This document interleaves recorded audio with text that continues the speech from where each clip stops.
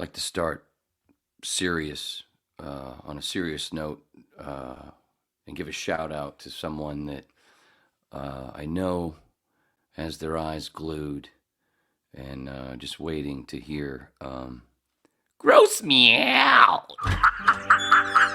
Well, hello, boys and girls. Hi. What a wonderful day it is today in our money-based economy. Pants are being peed right now. Sit back and relax and get ready for the guy who's about to ruin everything. I'm puzzled. Are you really seriously suggesting that Jesus Christ was a mushroom? Wait, Jesus was a mushroom Roberts. Yes. You are dealing with a secret cult, a secret society. Welcome to Waning Interest. Welcome to the Waning Interest Podcast, number unos tres uno, April 13th, 2024. The babbling dabbler, the smallest click on the internet, the pinball brain in your favorite machine. It's like a diary or a book, but not as stale or coherent from a more mentally challenged Forrest Gump. Or if Mikey and Mouth from the Goonies played a lot of bareback leapfrog and then Susie and I squeezed out. Rumble, Patreon, Twitter, Instagram, all those links, Spotify, Apple, all those links in the description, wherever you're. Oh, Jesus. I didn't run the brush through good enough. Man, I can't wait to. Oh, hi, Susie. You know, it's funny that you started on a serious note. I'm better now, but I almost avoided a crisis before the show. You almost avoided, or you did avoid? Or I avoided it. I'm sorry. I almost had a crisis, but I avoided it before the show. I didn't want to tell you because I wanted you to be like chill, you know, for your open. So Was I chill? You were. Yeah. What was the crisis? Are you going to let us know? I was almost not able to open my bottle of wine. Get out. Mm-hmm. Why is that? Did it get the cork got stuck? I didn't have the strength. Like dogs fucking? I did not have the strength. And the sad thing is that it's just me, my father-in-law, and Max, and I'm the one that opened stuff for them. So there was no way anybody here was going to open that bottle of wine. So how did you get it? So I had to incorporate my cuticle cutter into the... Yeah, it was a mess, but... You had to stick that down into the cork and poke it around a little bit? Yeah, well, I couldn't Filthy get girl. the... It was a mess. I don't even want to talk about it. I almost cried. I'm good now. We were going to have to cancel the show because, you know. Was it getting to the point where you're like, I'm just going to break the neck of this fucking bottle? Fuck it. I did that a few times with $2 Chuck when I lived in L.A. It used to be, there was a day right before 2005 when I quit drinking. There was many months where I would go to the store 2 or 3 times a week. And it was right across the street, so I didn't have to worry about the shitty Trader Joe's parking lot. I didn't have to drive. Mm-hmm. And one was the nice part, and the other part was the $2 Chuck. And I could not. There was a while there where I didn't walk out of that fucking store with at least 2 bottles. 2-3 times a week. And yeah, and then it got to a point when I quit. I was like a bottle and a half a night. Whoa. Yeah. I was like, man, why are my ankles so tight? Is it the sulfates?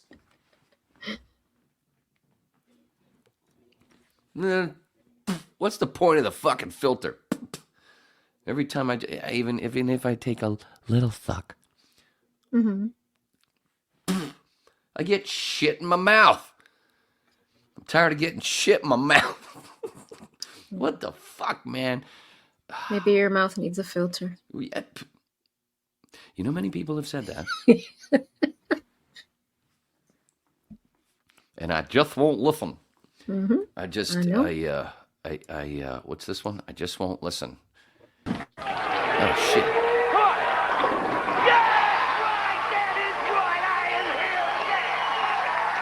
Mama Bear!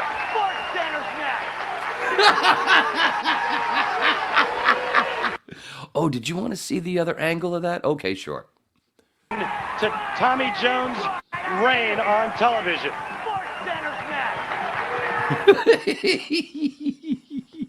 So intense. My God.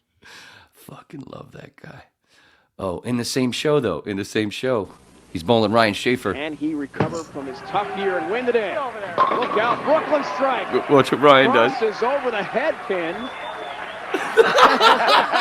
Little dance there. Yeah, the river dance. Who knew bowlers were so jovial? Isn't that neat? Mm-hmm. Oh man, that was quite a show to watch. And then that week there was a thing there, and they talked about it during the show because Ryan, did he go the ladder? He went up the ladder, so because I think Pete was leading, so Pete only had the one game, but Ryan had bowled before, and he was getting shit from the crowd, and he had gotten shit from the crowd during the match play and stuff because during the week he and Norm Duke had gotten into a big fucking screaming match. Mm-hmm. And Norm Duke has got a whole, a legion of fucking fans. The Dukes. I think that's what they're called. Anyway, they gave Ryan a lot of shit the rest of the fucking week, and he still made the show and everything. And then Pete, and then he loses on a couple bad, they both bowled equally, because the lanes were breaking down and stuff, and Ryan got some bad breaks, but this is Pete.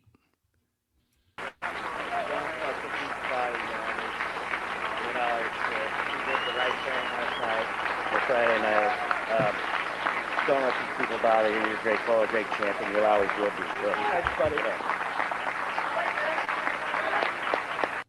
Basically, fuck Mama Bear. Ain't she a sexy bitch? Tracy. Yeah, that's Pete after he won, and then, fucking saying a bunch of nice things to Ryan and what how tough he was for putting up with the shit that he put up with from the Duke fans. And what it was about, I think, was, remember when I said I was going to talk about bowling? Mm-hmm. I was telling the truth. Hey, wait a minute. Let me look at my notes. That was not one. No, it's not. I hadn't even looked at these notes. And all right. Well, I'm going to talk about Foley catheters then.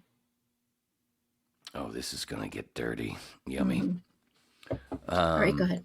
And then, but then... And to Tommy Jones' reign on television. I need to clip it. I need to clip it for just that little piece there. Sports Center's next. So after every great line that you have, Sports Center's next. Kind of like Dave Attell. We'll be right back. Yeah. What the hell was I saying? Something about Ryan. Yeah, taking all that shit, and Ryan's also a diabetic, so he has that. They see a lot of times with the bowlers, they have this little pack you can see on the back of their belt, and that's for their wireless mic. That's what like Pete. Well, Ryan doesn't have that. Sometimes he wears it, so you'll see two of them because he has another thing that's an insulin thing that he would wear on his belt, a little injector thing that he'd have because he's diabetic. So there were. Anyway, whatever. Wow. But what about the catheters again? No, I'm not gonna tell you. Dang it! That's fucking cheating. That's fucking. That's for private talk.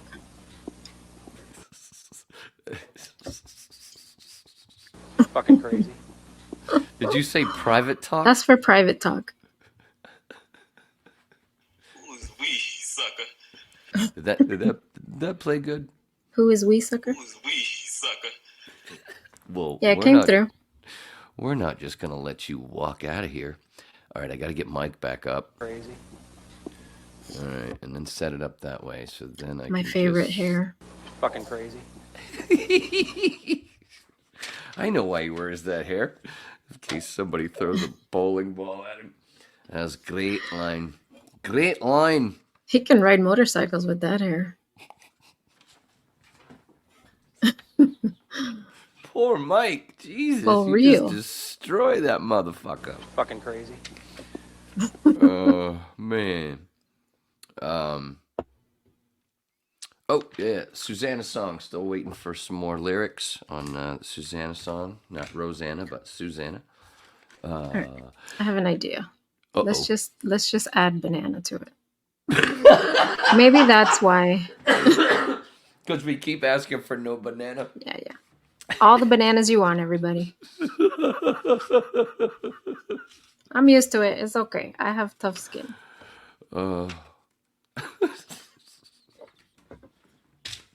Do it.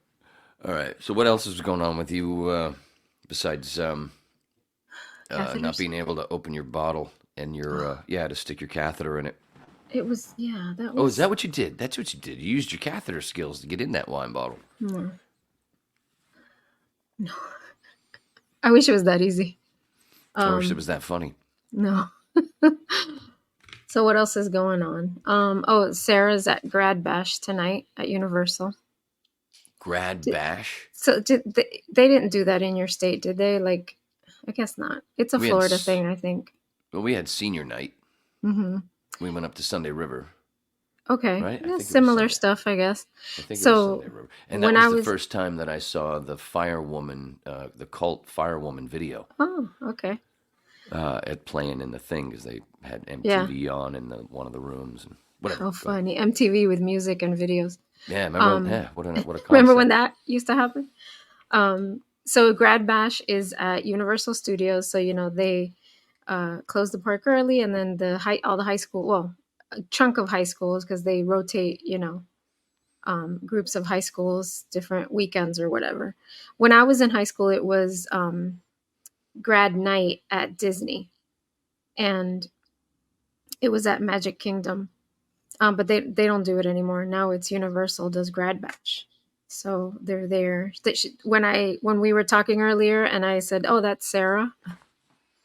So she texts me. She's got a eyebrow piercing. And does she? She texts me and she's like, "I lost my piercing in one of the rides." Because we had taken it off because she got her eyebrows done for prom, right?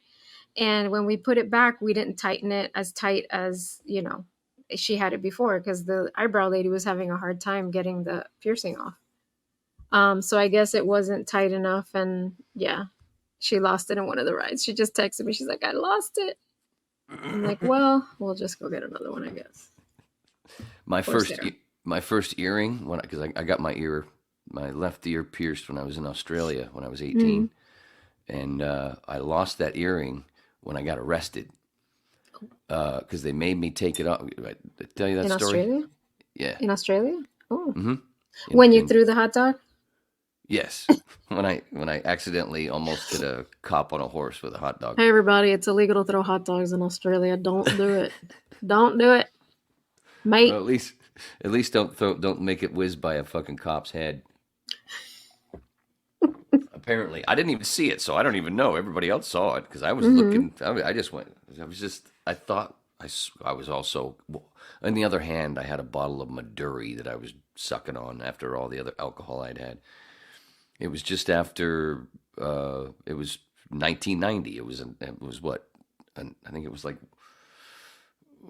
I don't know, somewhere around 1:00 in the morning on 1990 because we were in Torquay, a small beach town south of Melbourne, for New Year's on the beach, and it had already did the thing. So it was about an hour later, and I had a bottle, and I was talking to the guy that one of the guys that I knew from all the other people. I was there with a group, a whole bunch. It was the group thing. It's disgusting, especially with all that sand. Anyway, we were walking through this thing, and of course I was hammered and stoned, and I was talking, and I just went, and as I was talking, I went like this. I thought it was just trees. So everybody else saw it go, zing! Keep walking, don't turn around. Keep walking, don't. Why? What happened? Why? Just keep walking. Okay. Why? What happened? And all of a sudden, right by the back of my hair, into the paddy wagon. Into the paddy wagon. Oh, they took you in a paddy wagon. Oh, yeah, and we were sitting in that fucking thing for a while, boiling, because it was summertime. And luckily I was wearing pants because the dude that was already in there was wasted and puked all over my leg. Oh, gross. And then they threw in this big dude, like almost like a Thor dude. And he was not happy. And then off to the thing, and it was a house. The police station was a fucking house. That's how small this town was. It was so small, such a small population, but people flooded there for holidays. It was a house, so I got booked in the kitchen. But when they did, the point being that when they did, as the whole thing, and they told me I had to take my earring off. So, and when I did, I went boom, and it went flying, and they never fucking found it. Like the hot dog. It was probably with the hot dog somewhere. They probably had they probably stuck it in the hot dog, and it's probably sitting on a shelf. And that cunty American. Oh, man. That cunty American that fucking almost hit me in the head.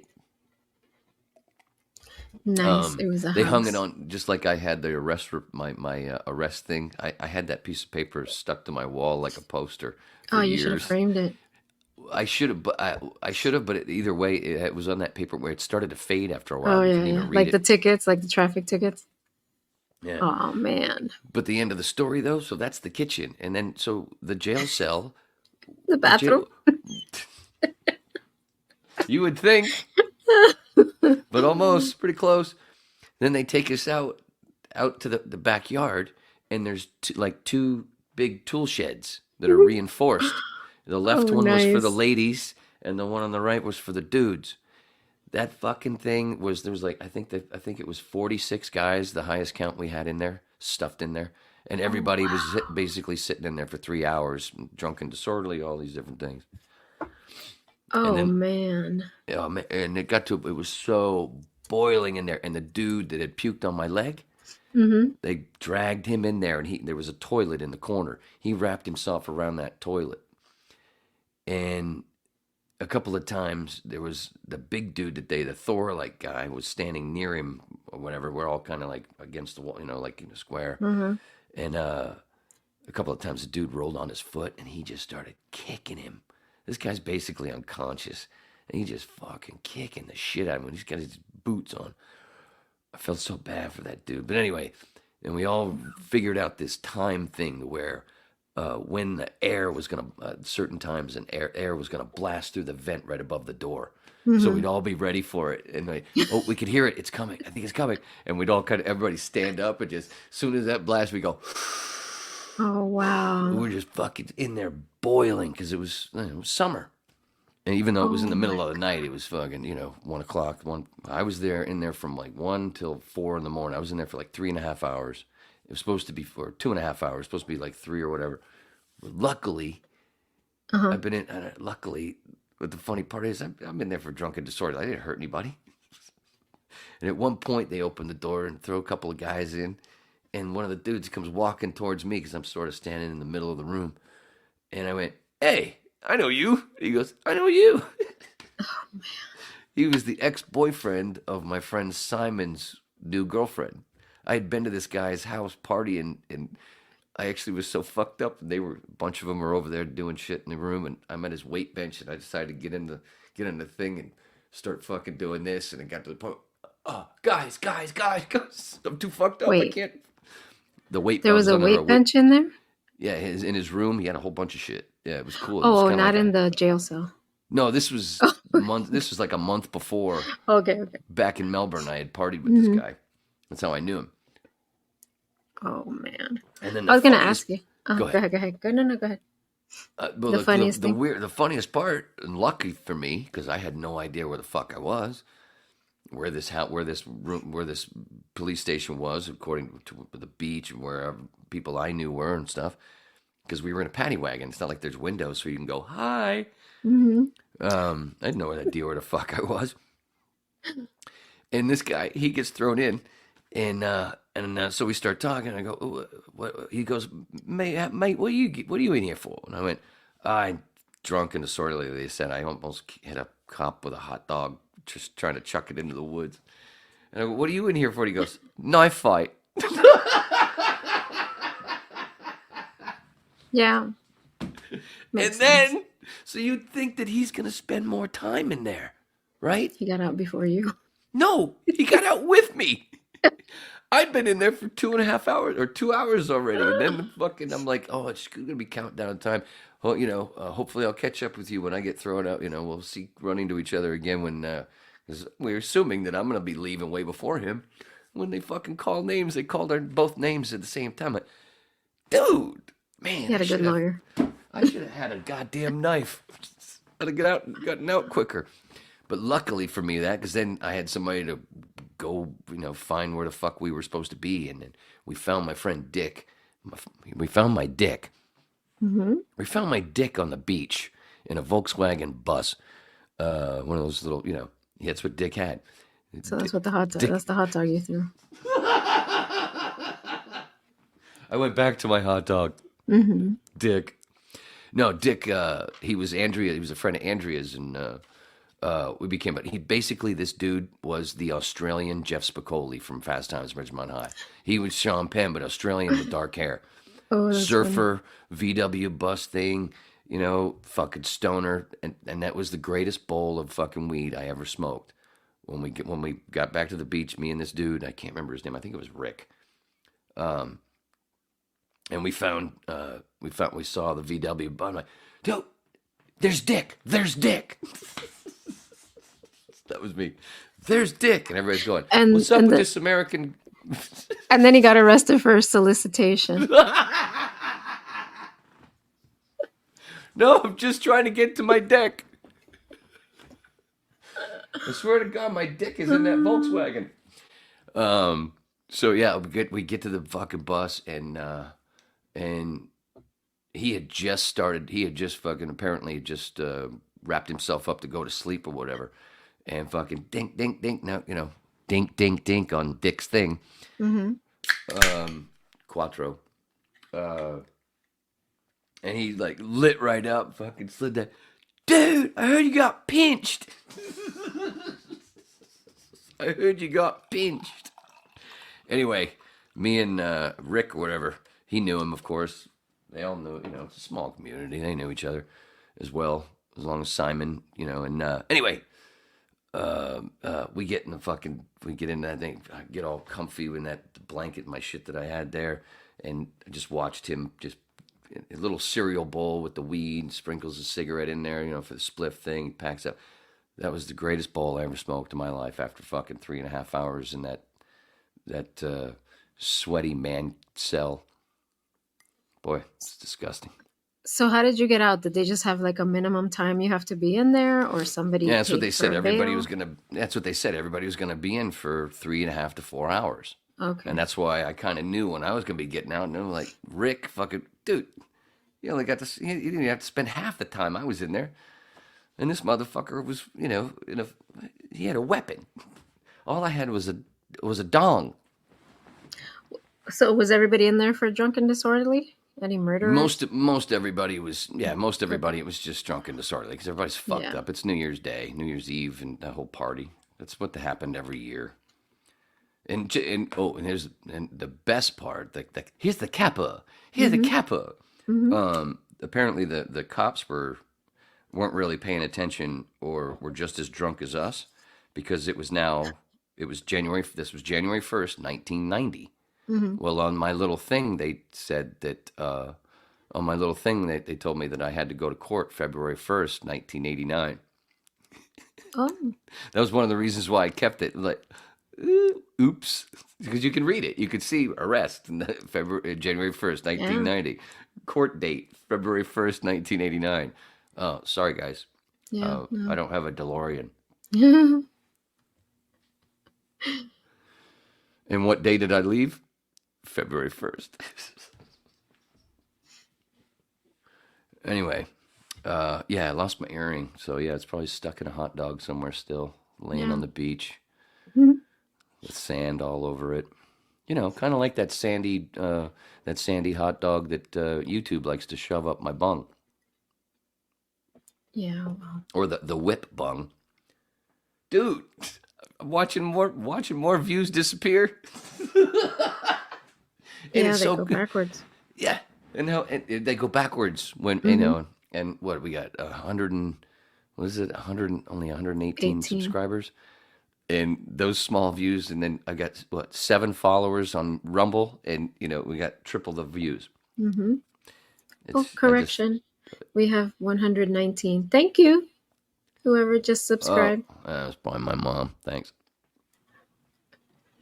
I want to believe she was already subscribed. Yeah. Yeah. So going back to this grad night thing. So when I was in school, it was grad. Oh, I'm sorry. Did I steal the conversation? Yes. Anyway, Go. no, so it was grad night at Disney, and it was the same thing where they close it early, and then the schools go, and you're there all night. Like, she's gonna be back at 3, and they got there at 5, before 6, I think, or 6 o'clock, whatever. So they've been there for a bit. But yeah, for us it was grad night, and when I was remembering my grad night, they had live music. I don't think they're doing that here, but we had like live music, and our headliners were Glass Tiger. Do you remember Glass Tiger? I know that. I remember that name. Yeah. Don't forget me when I'm gone. Remember that song? Oh, that was sweet. There's a clip. And I think I know you. I think I know the song you're talking about. And Bobby Brown. The Bobby Brown. The Bobby Brown. I got crack to see is him. whack. It is. Yep. That's who we saw. There were like other musical acts, but I don't think I went to see them. I did see Glass Tiger, and I did see Bobby Brown. Because I'm old. So so you I graduated 89, so you were 87, right? 87. Mm-hmm. Right. Wow. So that was before. Wow. Before what? Before the wheel? Before electricity? No, before Bobby was Bobby. Before he was, super huge. No, I mean he was already on his own. Yeah. Right, but he was not, yeah. I don't think he was married to Whitney Houston yet. Oh, no. No, that was 87. No, I guess it was about 85 when I was masturbating to her videos. So, they had a house I think in Miami Beach, or she had a house. I'm sure they did, yeah. She had a house in Miami Beach, and my friend and I went. Oh God, I can't remember the name of the restaurant. It was a nice restaurant, and as we're walking out, Whitney Houston is walking in with her entourage. It was like a steakhouse. I was walking out, Whitney was walking in. But here's the thing about her, and I heard this about her. Everywhere she went, as she's going anywhere, she's singing her songs. Like, she's walking in singing. So, I mean, there was no doubt that it was Whitney Houston walking into the restaurant. Which song was she singing? I want to dance with somebody. No. That was the one I used to masturbate to. Oh, no, it wasn't that one. I think that's the one where she's wearing that tight pink dress. I want to dance with somebody. Oh, maybe, yeah. Yeah. But yeah. So she used to just, she would sing her songs as she's like, you're like seeing her, you're not going to know that's Whitney Houston. I hardened a few socks to that video. Jeez. Viewer discretion advised. Oh, I didn't expect to say that tonight. Oh, my God. We're only 30 minutes in. Woo! Really? Not even. Not even. Anyway, I'm gonna grad have to night. fill this back up.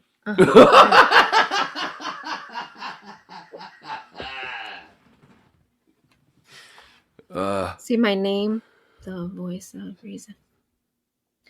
No, dude, I'm just now looking at that because You didn't see that?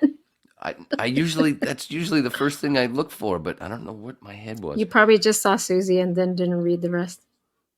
Kind of like everybody here does to me. I start talking and then, they hear what they want to hear and they keep walking. I'm like, wait, I'm not done. What'd you say? Exactly. Sorry. Even the dog does it to me. I'm like, yo, I wasn't done. Sheesh. Oh, speaking of that one, did you see did I send on the Instagram, I sent you that video with the golden retriever on the swing? Yes. Did you see that? I did. Oh, did you see the kittens in the WrestleMania ring? Oh, that's fucking great. Wayne likes puppy and kitty videos. I do. Yeah, see? I do. That alone should make you love Wayne. Thank you. He watches puppy videos. Oh man, the cat stuff is just so goddamn funny. That's all I send to Sarah on Instagram. I always send her all the funny, cat videos. She loves them. I love the ones with where the cats are just sitting there watching, or the dogs watching something on a big screen TV, and they think it's real and jump at it if it's a bird or what. That fucking shit cracks me. They're hilarious. There's one I just saw that she starts playing Lion King, and the dog is walking towards her. She's like, "Hey, your favorite movie's on." And he hears the song start, and he turns around, and then he sits in front of the TV, and he starts watching the movie. That was so cute. Oh, and then there's that one. There's a human thought of that one. It's the Loki one where there's something where there's a shot where Tom Holland kind of looks not Tom Holland, Tom Hiddleston. Oh, yeah. You know, where he kind of does and he the reacts like it looks like they're actually interacting. I can't remember what he does, but with the screen, you know what I'm talking about? That one cracks me up. I've seen that one. Yeah, that's a good one. I don't know if that's from an outtake of something or from Loki or what the hell that is, but I mean, it looks like it. Yeah, it looks like it was part of the show. But it looks like it has to be from. I don't remember maybe from it's an any outtake. movie, or maybe it's from. I don't know. I can't remember the length of his hair, what his hair looks like. So I don't know if it's from that show because I didn't see season 2 of Loki. The first season was so. Well, what the fuck is this? I don't know. I like him so much that I don't care. I just watch it anyway. I mean, I liked it. Yeah, I like Tom Hiddleston. Oh, I like him. He's a great actor. He's fucking hilarious. That he made that character. Mm-hmm. Oh, what is he, Susie? He's English. Oh, I thought you. It's okay. He tells me when he sees. No, that's you when you watch Tom Hiddleston. That's Susie. I mean, she becomes Juan. I liked him more than Thor. Like, I think Tom Hiddleston is. Yeah. So anyway, I'm a Chris Hemsworth kind of guy because the Australia tie. You would. Well, he's Australian. Mm-hmm. So what happened in that jail cell in those 3.5 hours? Oh man, lots of sweat, and a lot of guys without their shirt on. And must have been stinky. It was so. I don't want to use the word sucked, but I just did. Mm-hmm. It was awful. I mean, it's gotta suck. It was terrible because we were, and mainly just because it was so goddamn hot. Because it was, January is like fucking August. Oh, summer over there, yeah. Yeah. So, and you're on the beach, but you're getting no air. You're in a, this. It was like a fucking. It was a reinforced tool shed, is what it, and it just had an M on the front instead of an F. There was a couple times where I went over to the wall over there to just kind of lean against it to see if I could hear anything coming from the ladies. So, like, was there somewhere to sit, or you guys just sit on the floor, and one toilet? All there was a toilet in the corner. In the one left toilet. Hand. If you were when you walked in, it was basically straight ahead, and then the room got a little bit bigger to the right. But so here's what you do. Here's what you do when you're in jail in Australia with one toilet and a tool shed. So like if you have to, you gotta you have to form an alliance. You gotta form an alliance. The first thing, one thing I knew that I wasn't gonna do when I was on that toilet. I didn't want to make those kind of noises. No. I waited until I knew it would just fall right out and I could stand right up and not have to go. Anyway, you got to form an alliance. I meant. Can I finish? It's just like here Can I at finish? my house. Can I finish? At Can my I house, finish? I can't finish anything. So You have to form an alliance. I would say, so, at least 4 to 6 dudes have to form an alliance, right? Oh, they guys had that, but meet. that was over in the corner, and I wasn't ready for that yet. No. I was too young. This is for toilet breaks. So And then when they were over there, I heard a bunch of fucking. Sorry, I'm sorry, sweetie. I'm sorry. We got 2.5 hours left. So you form an alliance, right? And what you have to do is, so whenever one of you takes a potty break, the other 4, 6, or however many you have, then you're going to make a wall. You have to make a toilet stall, but you have to agree upon whether it's going to be front facing or back facing, because you never know if they may be into that and they're like, well, if I'm going to be in this alliance, I got to watch you go. Then you're going to have to like kind of, make some,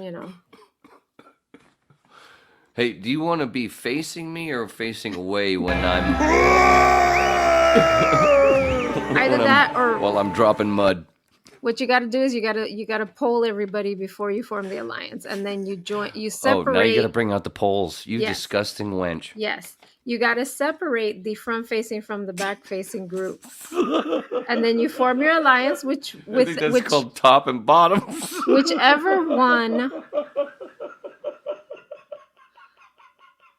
whichever one floats your fancy, Wayne. If you like to be watched, then you pick from that. Right side, after I did this, from the there was front something facing. floating.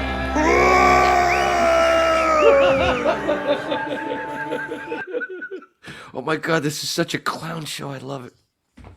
But you know what I'm saying? I think I do. Yeah. And you could take the poll whichever way you want. Like you could you can do like, you can write it out, Remember in elementary school, you'd write a note and you'd be like, do you like me? Yes or no? So if they check off... I thought you meant get on your knees or bend over. No. So you get like a big piece of paper, right? And oh my God, I gotta send a note first. Was it 46? Was it 46 people? 46? So you're gonna need 46. You're gonna need 46 notes. So on each of those, and they're all gonna be like, "Why is Wayne in the corner writing?" Like, so, and they're all gonna be the same. It's really easy because you're gonna just write the same thing over and over again. Do you like me? Yes, no. Check one of the boxes.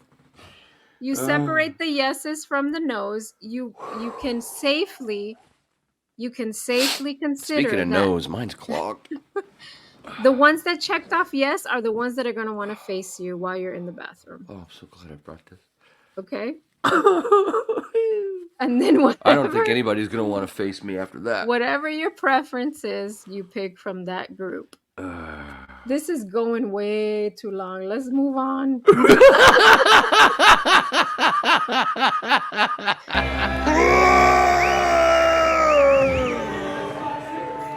All right, there's the button. That's the button. Pinot Grigio talking right now. I should change my name. I think I've lost the voice of reason. I might have to erase the voice of Pinot Grigio. I think I might have to change it to that. My diaphragm feels like a fucking... Oh, Jesus. My belly. No, you're doing just fine. Did you pee a little? Oh, I didn't check that part. But my diaphragm is... oh, my God. You might have. Whew, I feel like Text I've done... like Susie Box. I feel like I've done fucking 25 sit-ups. Oh, man. You're welcome. That's your workout for tonight. Jesus. Seriously, that's what it feels like. And I ain't done any sit-ups in a long time. Oh, man. The tea make it hard, if I can say that. Thanks, Neal. Fucking A, that was great. All right, what is this here? That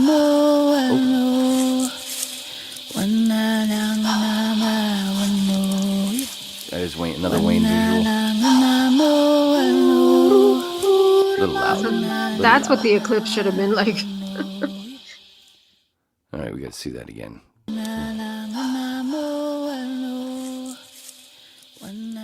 Wayne Visual, Instagram. He's got some cool stuff. That's some badass shit. Can you dig it? Can you dig it? Can you dig it? What's this one? That's another one you sent me. I like that one. I love Alice in Wonderland. Look at all that mushy. You'll like the end. Oh, well, it doesn't stop. That's right. Oh, yeah, there you go. I ended it on that one. How about that shit, son? Forever and a day, my favorite movie for my whole life will always be Alice in Wonderland. I love that movie. And then the other one is Wizard of Oz. Have you ever seen that? Dude. First, let me play this, and then I'm going to ask a question. Okay.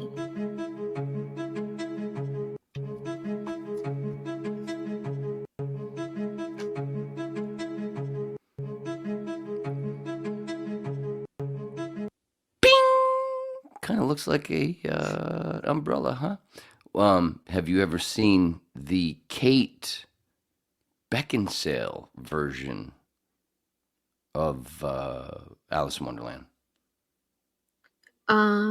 It's so adorable. That's the Anthony Newley is in it. I think he plays the Mad That's the Hatter. live action Alice. Yeah, it's a Oh, live not one. the Johnny Depp one.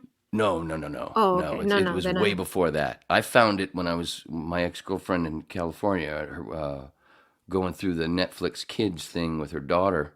Wanted to watch something. I'm like, I haven't been through here. What's on here? And I saw it. And I went, was that Kate Beckinsale? As I'm scrolling through, like, Allison, what? And she's really young, and she's got still got baby fat cheeks. So adorable. Stop saying her name. Why? Remember, she has that restraining order against you. Oh. I don't know if it includes you talking about her on podcasts, but now I got to you want to take some extra precautions. Damn it. I knew I shouldn't have said her last name. Oh, boy.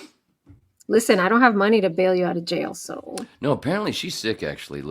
Seriously, she's sick. I just saw something... I think I saw it on Yahoo News, and she was in the hospital for something.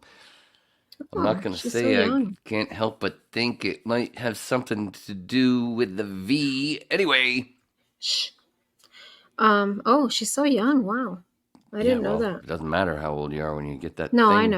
I know, but... All right, we got some interesting comments. Go ahead. Sorry, go ahead. Yeah, I see, James. Yeah. What was I saying? Kate. We were talking about Kate. Kate. In the hospital, she's young when you get the thing. Why did I spring? Doesn't matter how old you are. No, the Alice in Wonderland the Alice, movie. yeah. Mm-hmm. Yeah, it's on the, at least it was. I don't know. This was years ago. I'll search it up. It was on Netflix?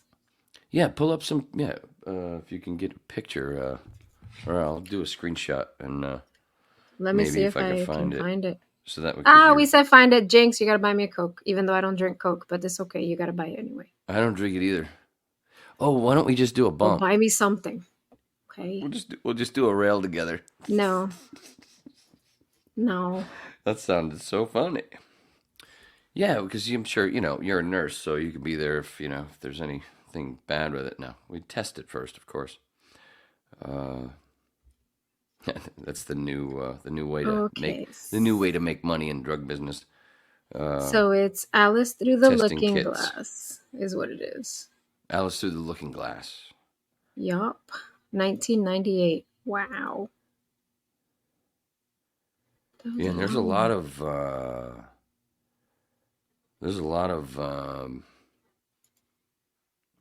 well-known actors in it. Look how young she is. Look how cute. Yeah. Oh, do I need to bring something up over here? Are you able to bring it up, or are you gonna? Do you want me to screenshot or something and send it? Trying. Oh, I wasn't sure. Oh, it's not. I'm not rushing you, Mama dear. I'm just asking what you need me to do. I love how you get so Well, we're not so just gonna let flustered. you walk out of here.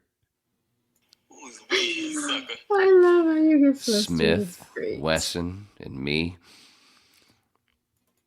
Oh, there's a question while you're doing that. Did you watch Outlaw Josie Wales yet? Dude. I've been working, bro. You were you were supposed to watch it Bruh. last Sunday. You said you were going to watch Trying to last get Sunday. urine out of an old lady that I couldn't. I'm going to talk about it later. Don't worry about it. Speaking of urine, don't say speaking of, Wayne. But that was must have been recent. No, you were supposed to watch it last Sunday, and then back to back with Arthur. Remember? What did I do last Sunday? Oh, that's right. Oh, that's right. Worked. You didn't watch Outlaw Josie Wales or Arthur. Look at that. See, Ian Holm, Steve Coogan, Jeffrey Palmer. Don't know who the fuck that is. You know what? Any of those people. You know who Ian Holm is. Ian Holm. Do I? Yeah. Do I? If I'm not what do I know him from? The first. Jesus, you. Sorry, man. God. Man. Good thing I have big teeth. They protect me from many things. All right, where do I know Ian? Oops, wait. Where do I know Ian Holm from? Pull it up, as Mark Norman would say. Ian Holm, if I'm not mistaken, was he was the Alien is one that you would know him. He was the replicant, not replicant. That's Oh, look, he's an actor. yes, Ian Holm. Oh, yep, I know who he is. He was the artificial person. Well, I can't remember what they called it in Alien. And then Bishop, Lance Henriksen was in Aliens. He was the one with the milk blood. Okay. And then who is Steve Coogan? All right, I'll look it up. Don't tell me. Hold up. Because you're going to make me do homework anyway. Yes, I is. Oh, you'll know Steve Coogan. He's been in a bunch of shit. Steve Coogan, he was in... that guy, he's Irish. Okay. He was the director in... Wasn't he the director in... He was in Tropic Thunder. Was he the director? Yeah, he was the guy that played the director. Yes. That motherfucker got blown to bits. I see that. He got motherfucker blown to bits. That's my new catchphrase. Blown to bits. You know what? It just ended. It's no longer my catchphrase. Oh, that was a quick relationship. Wait, you had a catchphrase? I just forgot it. I forgot what it was. I just said it. What was it? What was I just saying? I've already forgotten it. See, that's how I move on. I move on quickly. The Pinot was talking to me. I couldn't hear you. I'm so sorry. That's fine. That's what it's supposed to be. This is our bar. The whip is our bar. It is. There is. you go. There's we need a a bartender, though. There's a catchphrase. The whip is our bar. Well, I get prepared and I just bring a bunch over here. Oh. Well, I'm gonna have to take a break soon. Cause see that? I don't blame you. Is there any other picks? Are you gonna pull anything else picks for up? You? Hold on. Yeah. So there was that. So welcome back, Kate. I wanted to put something on there, but didn't have any time. I wanted to say welcome back, Kate. She's back. She's a lovely car. Excuse me. She's what? She's a lovely car, although white SUVs are usually driven by bad bitches. Are you a bad bitch? I'm a bad bitch. Oh, okay, well, then I guess. Bad bitch. There you go. There's my new catchphrase. You can drive it then, I guess. All right, we have more pictures. Do we? It's the real Millennium Falcon. Oh, isn't that beautiful? Brandon sent me that. Not a single thumb was hurt. And you know what I... Go ahead. What I will say about this picture, I approve of the hair. Even curly crazy right here. It's no bun. Look at that. Look at that. Well, the joke is that the meaning behind that for folks that don't get it or audio only, she's got a pic of 5 two-handed bowlers who don't have to worry about their thumbs. So, and they all made a fucking show, the top 5, and then there's a picture of them, and then somebody memed it with, not a single thumb was hurt during the making of this show. I'm sorry, my brain goes to other things. What do you mean with the 2 hands? Inappropriate things. 2 hands on their balls? It's not like all the other bowlers in the world have only 1 hand. But it's because these guys bowl with 2 hands. They do the they or the torque. The torque. They gotta turn, get that torque, and then throw the ball. That's how it works. So every bowler, unless it's like the special needs bowling league, every bowler has two hands, as far as we know. Right? Not Do you know every, any but one-handed bowlers? most. What do you mean? You mean people that only have one arm? Yeah. Like what? Yeah. I'm sure there are Do people out one-armed there that people only have bowl? one arm. I'm sure I'm they sure do. there's out there. I'm sure I saw I mean, one we and just can't forgot. discriminate, you know. You can bowl if you only have one hand. That's all you need. You know, like I said, I'm sure I saw one through the years, but I just forgot Mm-hmm. because there wasn't much to remember. See, you got to take it there. You got to Set take it myself there up. and be prejudiced. But yeah. No. So yeah. No, His hair we is had not fucking. I set things up for people to bowl in their wheelchair. bad. It was It was the longest approach. Wheel the ball in their fucking lap and then thump. No, that's some of them maybe. Yeah, but anyway. You're a Just wanted to put a little humanitarian, picture. Wayne. A Humanitarian. little bit. So yeah. So listen. I'm listening. I'm This hair- listening. I I'm Fraser approve. Crane. I approve of this hair. KCL. Although- KACL. Or is it KC? Yeah, KACL, right? It was KACL. This hair. Look at Okay. this hair. Look at this Well, that's hair. Kevin. Right here. See that? That's Kevin. Kevin. Kevin. I can't say his last name. That is the douchiest hair I've ever seen. We need to talk, Kevin, because I have a feeling this might be a little bit of a, you're young, you can shave your head. Oh, you think he's trying to cover up heading towards the guy all the way to the left who's obviously going bald? Do you think two-handed I bowlers can't remember his name. Do you think a two-handed bowler has time to curl his hair? Tell me. Because the rest of it is not curly, it's just the front. Where is he getting that curly he's hair a goofball. He's a goofball who also does music. He thinks he's going to be a fucking music star too. What? You never know. And he's also a lefty. Complete douchebag. Oh, my brother's left-handed. Watch what you're saying. But he joking. doesn't bowl. The guy who was right. You're gonna laugh. Hold on. Oh, To I his shouldn't right. have said that. Okay, that guy. Okay, go ahead. Said that.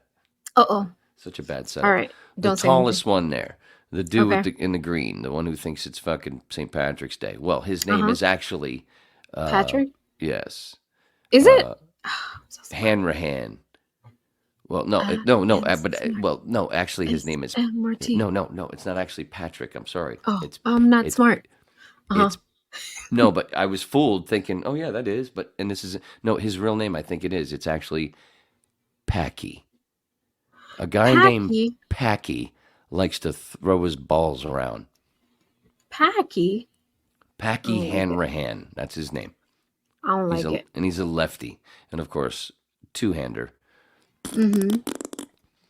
But I like the guy all the way to the right, though. Jesper in the storm shirt, in the blue shirt. Okay. That's Jesper Svensson. He's actually I give him a pass because he's a cool motherfucker. It's like a Jesper. He actually also has a sleeve tattoo. Oh, exciting! And another lefty. I think they're actually all lefties except for Jason Belmonte. And that's the reason that I have the picture is because Brandon sent this to me because I've a video popped up in my recommends of Jason Belmonte throwing the ball with one hand. So I sent it to Brandon and a couple other bowling buddies of mine, Shad. Shout out to Shad.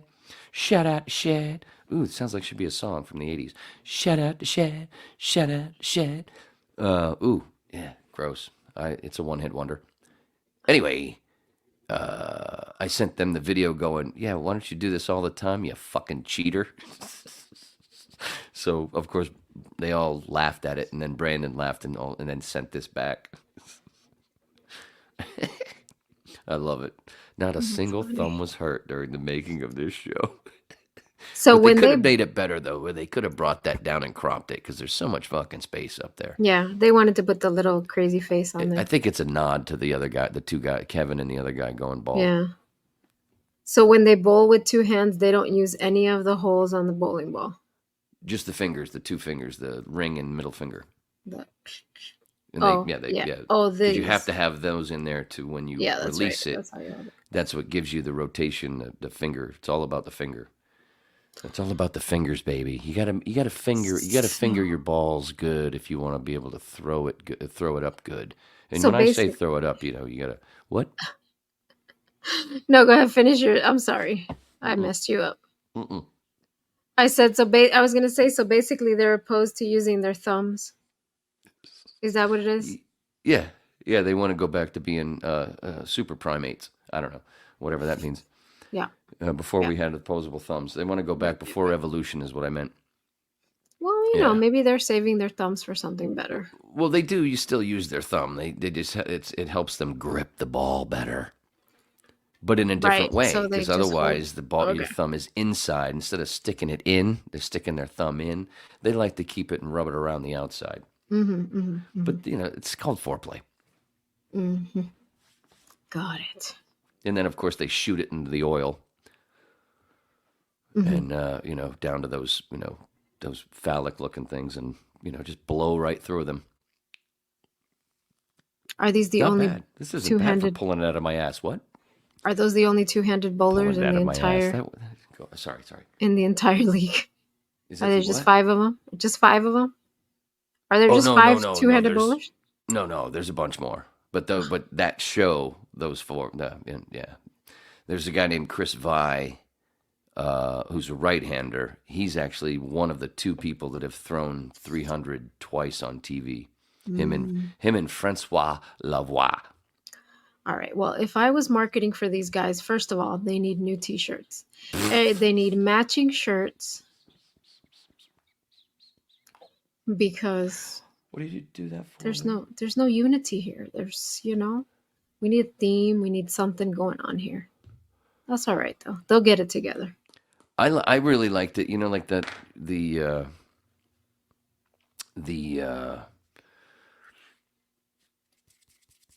the Minute Bowl shirt that I wore on one of the, I can't remember which number it was, but that old bowling shirt. It's a big one. It's like the old big.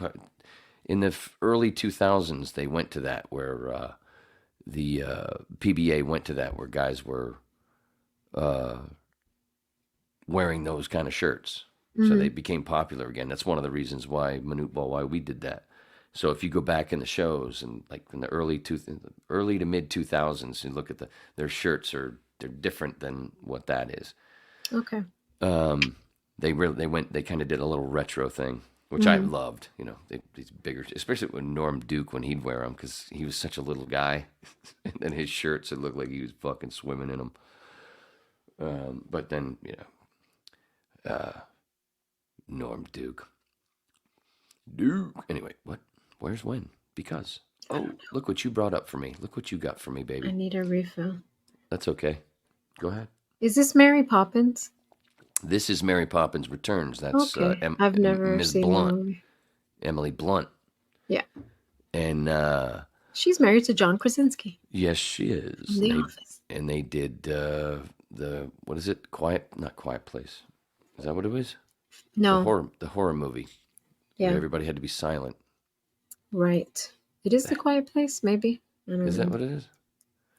Hello, anybody listening? Do it's- we still have unfortunately- people there? Unfortunately, we don't. I wish we had the internet or something. We could look it up.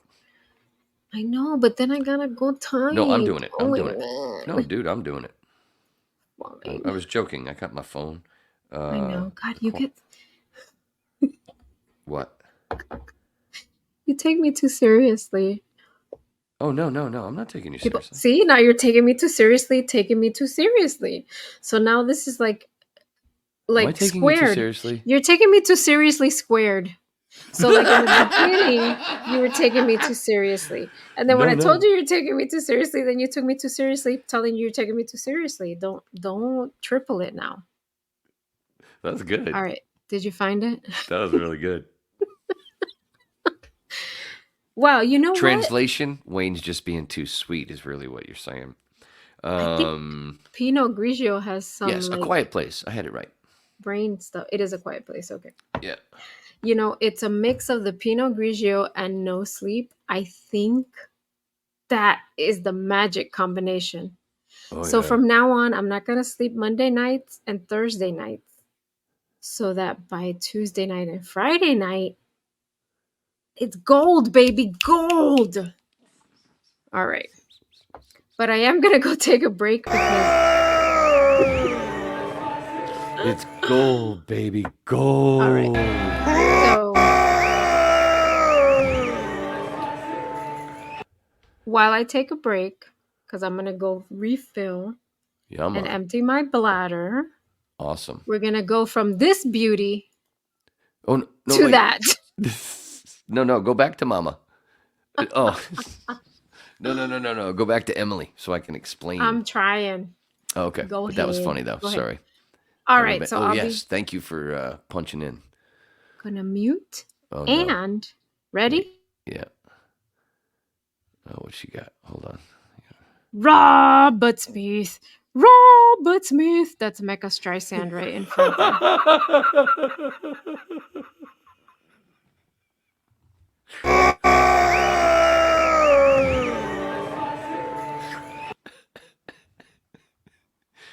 Well, that's your Robert Smith. That's her Robert Smith. But see, I have my own Robert Smith. I just don't know where the fuck it is. Oh, it's under Welcome, right? It's under Welcome. There it is. Yeah. See, that's her Robert Smith. This is my Robert Smith. Hurry up. Way left. Huge loft. Pounds. Drops none. It's 10. Welcome back, Bobby. Welcome back. And you can see I'm not lying because his fucking name's on his fucking shirt. What's that? And look at where he's standing. Look how he's bowling because he puts so much fucking torque on the ball. And of course, so that means, and the lanes are really wrecked with no oil. So he's got to fight all he can to get the ball down the lane before it starts to hook. And of course, he's lofting it because the ball can't hook in the air. So that's why he's heaving it in the air so much. So otherwise, if he didn't, it would hook before it got to the fucking pins. Turn. Way left. Huge loft. Pounds. Drops none. It's 10. Welcome back, Bobby. Welcome back. Yeah. But yeah, right. That he says that because for anybody new, he had been injured and hadn't been on the show. He hadn't made a show in like 2 years because he was out for a year because of his hip and something in his wrist as well. I think it was. Anyway, so he missed a lot of times. That was his first show in like a year and a half or 2 years or 2.5 years, something. I don't know. So that's why he said, "Welcome back, Bobby. Welcome back. Welcome back, Weenies. Welcome back." Anyway, here's Emily Blunt as Mary Poppins in Mary Poppins Returns. And how funny. Why would you do that? Why would you have a character who supposedly can fly with an umbrella that looks suspiciously, in a silhouette, looks like a mushroom? And then why would you go and have a shot while she's talking to the kids in their bedroom with a mushroom with little people over it and a mushroom, a red and white mushroom, and then why is she wearing a red and white tie and a blue jacket, the blue honey? Paul Stamets went over a lot of this in the new Rogan, not the new Rogan, but his new Rogan, because he just came on. He was on for the second time, Mr. Stamets, talking all kinds of shit about mushrooms. Anyway, why would you have that shot? What's that about? And then after this little discussion, that's what I like to call it. It's a discussion, or is it a tantrum? No, she's kind of winchy, but she's kind of bitchy about it, but also nice. And then they go into the bathroom, and they all jump into the tub and have a psychedelic trip. Where the tub, there's no bottom to the tub. It just goes, and then they're in the water, and they're talking, and it's all psychedelic.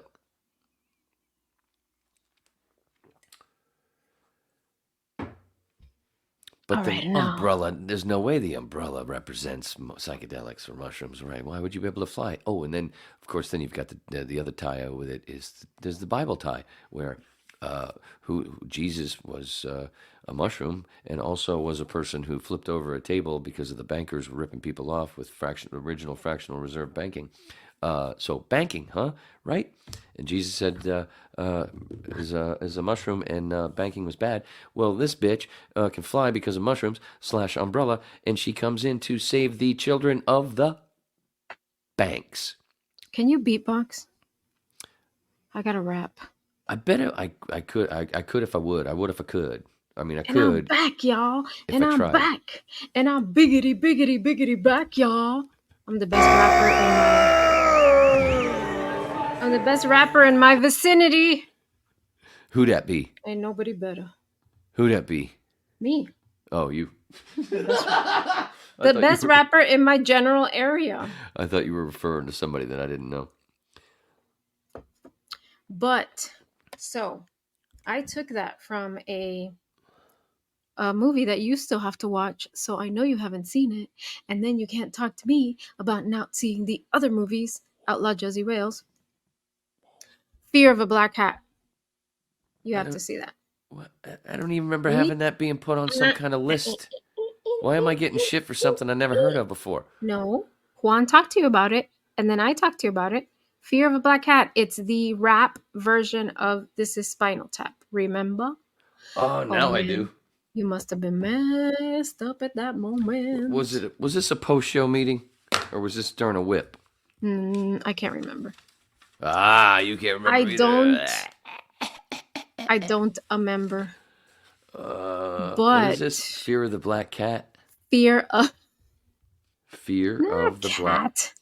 What? Fear of a Black Hat. Sombrero. The hat. Why am I getting such Brillo pad feeling? Man, what the hell did I do? Fear Of a Black Hat. of a Black Hat. Hilarious. It's so good. Oh my god! And there's my a song, handwriting is so neat. They don't say back. You know, And my I'm handwriting back, is really neat. y'all. It's another Is thing I it? followed my dad with. Hold on, let me look at your notes. Well, here. not that shit when I just scribble on that shit. If I mean, I was your teacher. Go it's ahead. not bad. It's not bad. Oh, you can. Yeah. It's not bad. It's pretty Let me good. see.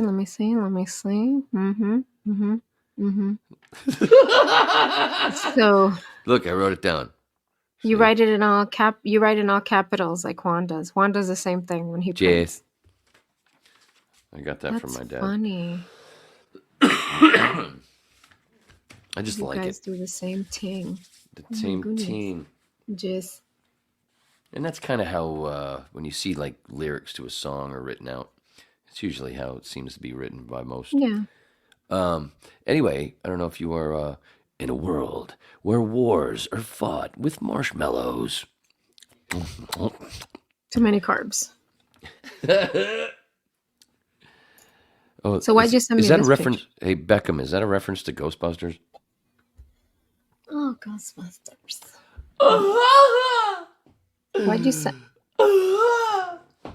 Why'd you send me this picture? So I could see how you look with short hair. It popped up on my phone for some reason. It's, the pictures pop up. I have this thing that pop where like for some reason. Pop. Yeah, they just throw things at me. Usually it's like this on this day 4 years ago, 5 years ago, whatever. Okay. And you're Anyway, wearing a last and I was like, t-shirt. and I hadn't seen that fucking picture in I don't know how long. Years. So I didn't even know it. I forgot it existed. So I just went, oh, Susie might like to see this. Cool. You have From a girl drummer. I just the whiskey. noticed that. Oh, yes. Look That's at that. Catherine. That's I Miss want to learn how to Cat. play the drums. That's Miss Catherine. She's no longer with us. With the band or like on Earth? On Earth. I'm kidding. I know. Yeah. That's terrible. But she I was blame a it on sweetheart. this. Mhm. She's a fucking no, you're fine. Yeah, I know. She's a sweetheart, and before this, all she knew how to do, when the biggest show she'd done music wise would play the triangle at church. So she was all excited and stuff. 'Cause her daughter went to Dave, like mine, And Dave's school? Dave's school. Dave's school. Dave's school. We have a Dave here. It's at Universal Studios. Is it at Dave. Universal No, in this California? No. but it's not at Universal. No, he's a music teacher at a school, and also he does. Oh no, there's a school called Dave's School here. Oh, is it a Cheech and Chong reference? Or No, his name it's really actually a Dave? school. It's for graphics and animation, and Oh, it's no. on Oh, the this is a School of back Rock. lot of Universal Studios. Oh, Yeah, oh, nice. No, but this is Dave's school is for music. It's like a School of Rock. Yeah, he's basically like Jack Black. Nice.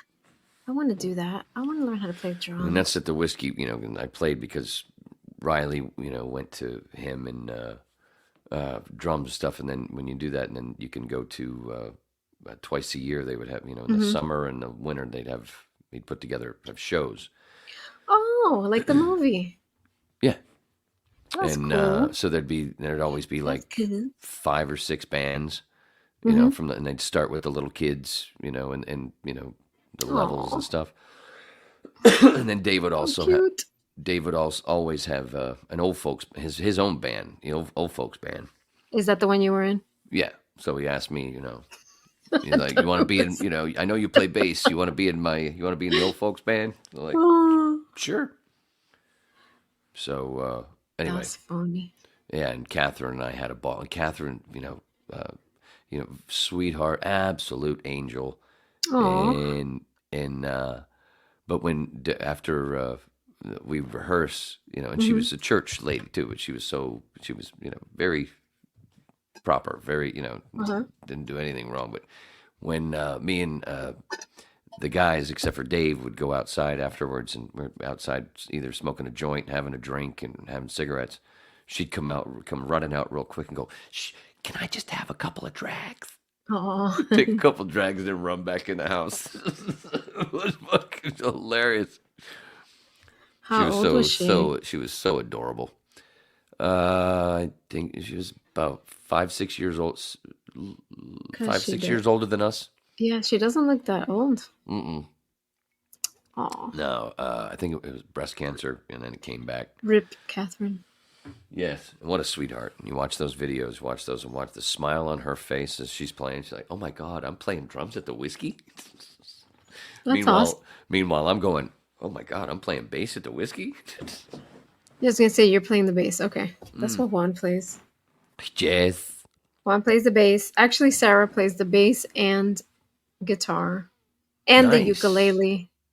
Nice. That's awesome. Yeah, I yeah, fucking she love loves that the shit. ukulele. That's my favorite part. And then every time she plays, but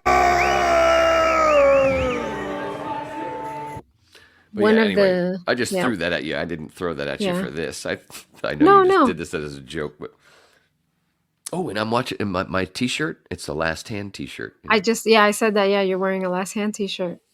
One of the shows that she did for Orlando Fringe, which is a festival, an arts festival that they have here in Orlando. The Old Man and the Old Moon, which they did for school, but they were picked by the Fringe Festival to do that show at the Fringe Festival, and they won the top, like the pick of the, what would they call it? I forget what it's called, but anyway, they won like the top honors for that show. And she was the narrator for the show, but she played the guitar during the show, and she also played the bass. But it's the standing bass is what she had to play. Sarah's she's only 4'11". So like the bass is like towering over her head, and it's like 3 times her size, and it's so cute watching her pick it up and carry it out to the stage, but yeah, so that was cool. That's awesome. Yeah. Yeah, I was tripping out because Riley played before I did, because she was in, was it the second or third band, and she sang. She played drums on one song and sang along with everybody else on their other songs. And something on the sun. What the hell? Who's Weezer? Weezer song, something on the sun, whatever. I can't remember that tune. That's what she played drums to. Weezer. Okay. And standing there, in the crowd next to my dad, going, "Dude, that's your grandkid up there playing drums on that fucking stage." John Densmore used to sit back there. Everybody, it's the whiskey. Wait. Don't what you got there? click on that. Don't click yet. Wait. Don't click yet, because I got. Don't stick it in there yet. This is all. No, not all right, yet. All right, sweetheart. I'll wait before I stick it in. Yeah, please. All right, please. no problem. So instead I'll.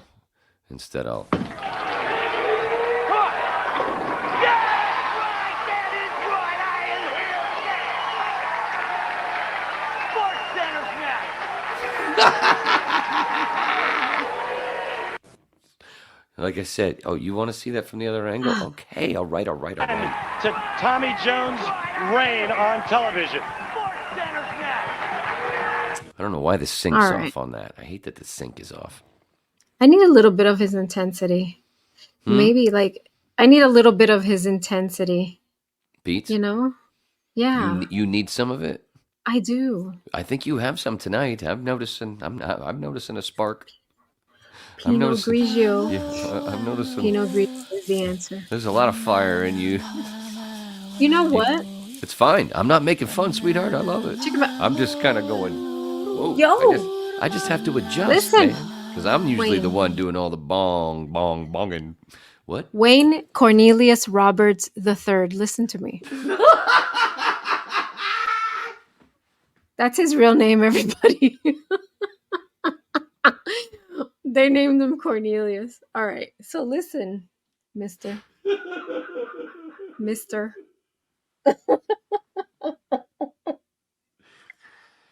Damn, girl, you are murdering. Woo! It's the lack of sleep. Cornelius. I think it's the little bit. You almost made me pee. A little bit. 'Cause I'm gonna have you to haven't go peed quick. yet. You should have peed by now. I know. Hey, how about that? I won the contest I tonight. know. So listen, I think what? part of it is no sleep. I get it. You said so. I believe you. I left my You're a house nurse. You're a nurse. I know 5:30. you know how to diagnose shit. I left my house. No, I'm not diagnosing. Nurses don't diagnose. What? Only doctors and nurse practitioners whatever. But you can already- diagnose. Yeah, I know. Diagnosing technically. is beyond my scope of practice. I can bring it up on the website if you'd like. So You can. Okay. I didn't sleep. I did sleep. Actually, I did sleep. I slept, but it was a little bit. Just not much. Because I got up at 5. I left my house at 5:30. So it's a combination of that and Pinot Grigio. But my first class was 80% Pinot Grigio and 20% plum wine. And plum wine has a higher alcohol everybody write this down. Plum wine has a higher percentage of alcohol by volume than Pinot Grigio. I love it. The Japanese, they know how to do it. They know how to make wine. So this is probably why. I get really talky, It's fine. drink. That's luckily, yeah. But still, It's better than not being talking when you're doing a podcast. Why the fuck do you think I do it? I Excuse actually me. don't even need it. Oh no. Oh, there goes an 8-ball. no, that's wipe my nose. So anyway, let's talk about selfies, everybody. So I did that thing about I really do hate taking a selfie because you it mean never the video that you put up on Thursday? it never works. So I take it, I hate it too. Well, you see yourself, right? You see yourself and you're like, okay, that looks okay. Let me take a selfie. And then when you look at it, it looks like you had a stroke. How does that happen? I'm like this. Like, know wait, exactly I was what you're just talking about. smiling. What happened there? I know. Yeah. And of course, not only that for me, but at least you have a good phone, dude. At least when you do it, it's clear and it's, it looks like it's supposed to look for the most part. Mine, man, the only way, The only time that mine doesn't have just a little bit of to it because of a jiggle, because I just don't. It's just this fucking shit Android. It's our generation. Look at my kid. It's when you have the flash. It's I don't know what it is. Larry Flash I don't Allen. know.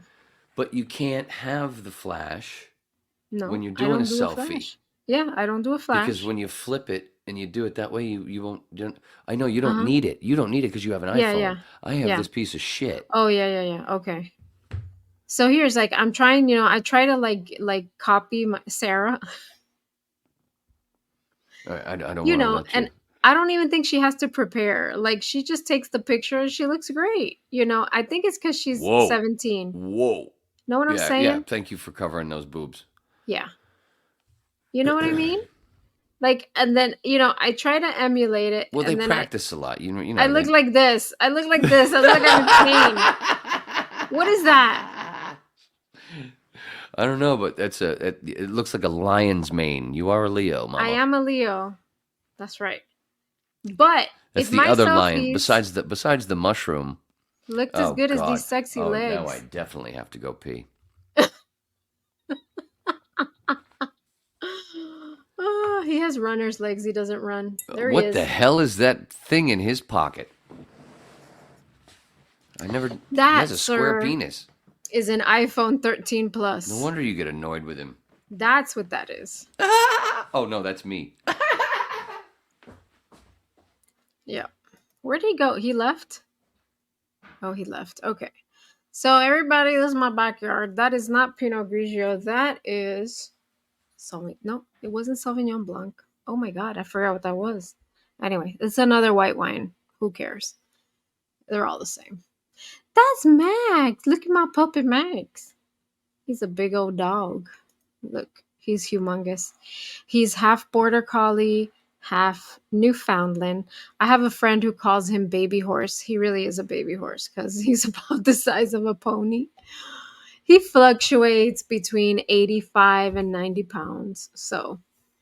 And he's an old man. He's my favorite old man, the only old man that I enjoy spending time with. I'm sorry, honey, but you're not old. It's okay. He is 12. Wait, what are we in 2024? Yeah, he's 12. He'll be 13 in November. He's the bestest dog ever. Does everybody talk to their dogs like that? Because I sound like an idiot when I talk to my dog. And he looks at me like I'm crazy, and I think he knows something. But that's my baby horse, Max. He's the cutest dog. He's the bestest dog. He's my puppy. Oh my God, Max. Wayne. Delete that. But anyway, so yeah. I'm terrible at taking selfies. And I need pointers. I want to talk to my daughter, but here's the thing.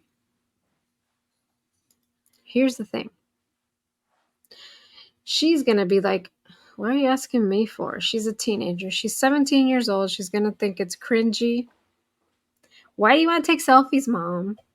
Well, because every time I post something like on Facebook, who knows what Facebook is? When I post something on Facebook or Instagram, it's usually me like this, like taking, or you guys aren't seeing it anymore, but it's usually me taking pictures of my dog, taking pictures of my, of Juan, of Sarah. It's never, I'm usually not in it unless somebody takes a picture of me and then adds it on there.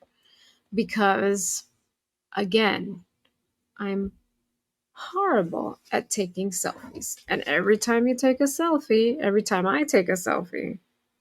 I got one eye closed. I'm like, oh my gosh, hold on. Let me check. Let me smile.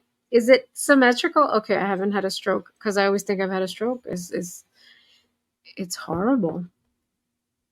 I'm used to, all right, now I'm going to you guys know how old I am. I graduated in 1987. So, when I was a teenager, when I was my daughter's age, we had, cameras. That's how we took pictures. And then you had to wait until you took all the pictures to then put it, send it to, take it to Walgreens or Back then, Eckerd Drugs. I'm really aging myself. Who remembers Eckerd Drugs? That's the old CVS. You take it there, you get it, processed, or what do they call that? Developed. Okay. You get your pictures developed and then you go back and pick them up. It's probably like a week after you finally, finished with all the pictures in the roll. And I remember I would pick them up and I'd be like, I'm going to drive to my friend's house. I'm not going to look at them. Let me just hold on to them. And then, we'll take them, we'll take them out and we'll look at them, when I get to her house, and then you don't know how they turned out until you get there and you take, you look at the pictures. And for the most part, Juan, I'm talking. For the most part, no respect. I get no respect, everybody. I get no respect. No, keep so going. For the most part, you don't know which pictures turned out crappy until you look out at all of them. And what's the worst picture when you're a teenager? The worst picture is when you take a picture and your eyes are closed. You're like, oh, I closed my eyes on that one. Or you get the red eyes. Remember those? The red eyes in the pictures? Yeah. Those are the worst. So those are the ones you got to get rid of. But other than that, for the most part. So it's, part of it is being 17 and no picture that you take is going to be a bad picture. They're all, they're all good pictures. Well, they also, I'm sure she deleted 75. Who knows? Yeah, because they just sit there and they just take like 100 pictures. Yeah. Yeah. Imagine when you in 84 that you had that, and what would you be doing in your room besides listening to Pink Floyd albums, smoking weed? You'd be taking pictures of yourself over and over. No. Oh, that was me. Sorry. No. I was probably doing my nails and. Oh, I was doing that too. Mm-hmm. I see it. I was probably doing, I don't know what I was doing. 17. Listening. I was listening. 17. I was either listening to Cyndi Lauper. Who else did I listen to at that time? Menu. No more Menu though. That was 14, 15. I waited until I was like 22 before I fell into those guys. Oh man. You prevert. Who else? Poison, Cinderella. Oh yeah, Tom Kiefer, one of the coolest voices of rock and roll. When did oh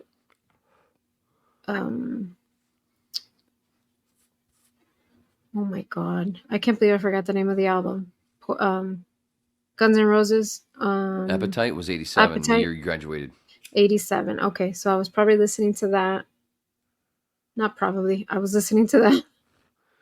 Well, you probably weren't. Most people weren't listening to it until 88 when it blew up. It blew up in 80. It came out in 87, but it blew up in 88. Okay, so I was 18. The Sweet Child of Mine video. Yeah. But I know everywhere we drove, them and Beastie Boys.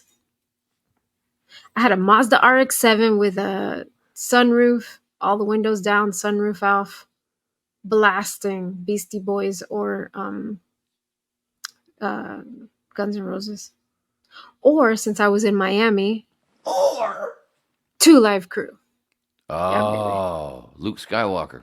Dirty music. Uncle Luke, he ran for mayor of Homestead. Yeah. Fucking guy. Yeah. Me so horny. That was actually a clip from Full Metal Jacket, I believe. Mm-hmm. That was lifted from that movie. Yep. Fuck, what was I going to say before when you were talking about... Oh, you said you had a Mazda RX. I had a Datsun B210. My uncle had a Datsun 280ZX. I used to drive that one too. I'd steal it from him sometimes. I loved that car. Steal it? Well, I mean, I'd ask him for it. Breaking the law. Now we're talking about Judas I'd Priest. ask him. Yeah, I'd ask him to let me drive it. But yeah, that was a cool car. But yeah, I had my Mazda RX-7. I loved that car. That was a cool car. I got in trouble in this house for driving. We had a 70, I think it was 72 GMC step-side truck that sat like facing the garage, but away from, but sat back from the garage a bit, and it didn't get used for much. Mm-hmm. And it was baby blue, and my grandfather had it. It used to be for Central Maine Power. It used to be an old Central Maine Power truck, so it was orange. It used to be orange. Mm-hmm. But my grandfather had it, and he painted it like a dark baby blue, and he took it was 3 on the column shift. You ever driven one of those where the shifter is not on the floor, it's on the No, my stick? dad did. I it's remember that though. On the what is it called? It's what the hell On is the it steering column? called? On Yeah. the column, yeah, but there's another way to say it. But anyway, Mm-hmm. My 3 dad on had the one of column those. or whatever. Yeah. Mm-hmm. But he had changed the transmission to put it on the floor, but when he did it, it made it to where normally where first gear was reverse. Oh, So yeah, it used to be where 3 gears reverse was, all the way to the right to the back, mm-hmm. but it was the other way around. So I always laugh at. I can't wait for somebody to try to steal this fucking thing. Yeah, no, they won't be able to. Whoa! Yeah, my RX-7 was stick shift. That was the best thing about it because Yeah, I prefer a stick. my God. I prefer a stick. Do you, darling? I got 2 funny stories about my RX-7. Oh, I got 2 funny stories about a stick. Listen, I'm sure you have more than 2. Listen, Listen, lady. Lift the brain with sports. My first speeding Thank you, Fezwallah. ticket. My first speeding ticket was in my RX-7. Okay, so I had gone to my mom's job for some reason. I can't remember why, and I'm on I-95 going back home. All my windows down, my sunroof open, my radio blasting. Taylor Sound like Dane. you're writing a song here. Yeah. Ooh, Taylor Dane. Tell it to my heart. I was listening to that song. Hot. I had the volume all the way up. And all I saw, just right here, my peripheral vision was the front of a black Mustang. And I'm like, oh, you want to race? Is that what's going on? Oh, this story's going racist. It is. That's what I thought. He's Because you said threatening race. me. He was threatening me. And so I start hauling ass. The next thing I know, he slows down, gets behind me, and turns on his blue lights. Florida Highway Patrol. I was racing a highway patrol.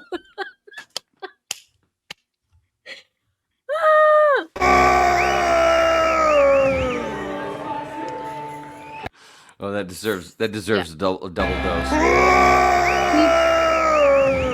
No, it doesn't. That deserves a triple dose, I think, right? So he pulls me over like 50 feet before my exit. And I'm crying. He comes to the window. He's like, do you know why I pulled you over? I'm like, no.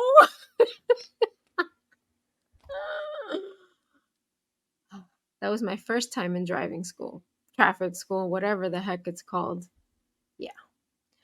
So now, story number 2. So wait, what was the ticket actually for? Did he give you just one ticket for speeding, that's right. or did he also do Speeding. some kind of evading? No. Evading?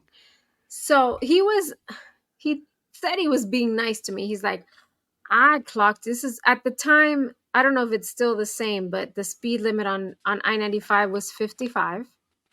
Oh, that's And right. You're old. He's like, I clocked you going 76. And you said, yeah, I would have hit 90 if you hadn't stopped me, asshole. Sorry. He's I like, borrowed that from Dice. I clocked you going 76, but I'm going to make it. He made it so that, because they have like tiers, like if you're going. I've had tears when cops pull me over. 5 miles over the speed limit, you don't get a ticket, you get a warning. And then it's like, I don't know if it's like 7 or something where it's a certain level. And then after that, so he gave me level 2, whatever that was. And he's like, oh, you could just go to court, blah, blah, blah. I'm like, I'm going to go to traffic school. I mean, I didn't tell him that, but so that was my first speeding ticket. Well, I got other speeding tickets after that. But the second story, I dodged a speeding ticket. So she said dodge. Yeah. So I had a boyfriend. Is that what you were driving? No, a Mazda RX-7. Oh, it was the same car. Who's listening out there? Well, Hello. why you got a well, no, you said Dodge. I Dodge. dodged the seconds. Well, I No, dodged I know a Dodge speeding is a ticket. car. Is a version of a car. It's a joke. Sorry, Hold I'm on. explaining my. I'll be back. Do you have a water? What happened? Where'd she go? I was kidding. Okay, so listen. In a world where Susie was really fucking buzzed. Hold on, I had to take a sip. In a over here. world that I fucking love. Listen. Listen! So then, all right, so this was probably shortly after that. I didn't learn my lesson, but I did not get a ticket. So here's the story. So I lived, Viper. Nobody's going to know Miami, but let's say. No, don't say that. People will see this in 7 years. Yeah. So I told you, I lived near WIOD. Cinco, by the way. Go ahead, Cinco, yes. oh my God. I lived near WIOD, so right off of that 79th Street Bridge, North Bay Village area, Biscayne Bay. And I had a boyfriend who lived on South Beach. And in order to get there, I had to take I-95 to the Julia Tuttle, which is the bridge, one of the bridges that goes to South Beach. Bridges, cars, and boats. Mm-hmm. Neal Rogers reference, the Neal bridge tender. Go ahead. So Susie was getting out of Dodge. Yeah, I should. So we were talking, and I was at home, and he's like, "How fast do you think you could get here?" To me, that was a challenge. It was not a question. So I'm like, so from where I lived to South Beach was probably a good 30-minute drive, depending on traffic. So I was like, I bet I could get there in like 15 minutes or less, I was like, all right. Oh my God. I could have, honestly, I could have killed myself, but I'm a good driver. So I was doing one of those, like in between traffic. I get on I-95. I'm hauling ass. When I got on the Julia Tuttle, and I knew this, like right before you get to the beach, there's like a sandy area off to the side. And that's where the highway patrol and the cops like to hang out. Dude, I must have passed that guy. I don't know how fast I was going, but it was fast. And he saw me. And I know he saw me because when I looked in my rearview mirror, all I saw was a cloud of sand. Like it was like he turned around so fast to come and get me that it just he like screwed it belonged himself in a movie. up. He screwed himself up though, because if he wouldn't have done that, he could have seen where I went. Exactly. I mean, and when I got to my boyfriend's house, I was like, I need to park my car somewhere where it can't be seen. Hide it.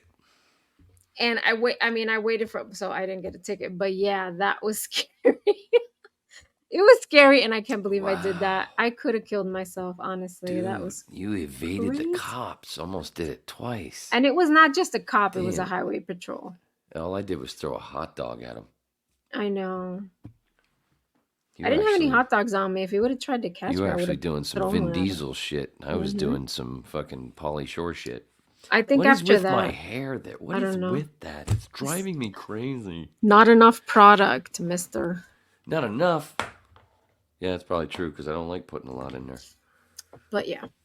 So those are my stories of my RX-7. I did some crazy stuff in that car. I should put back. I should do my Thor. Speaking of Thor.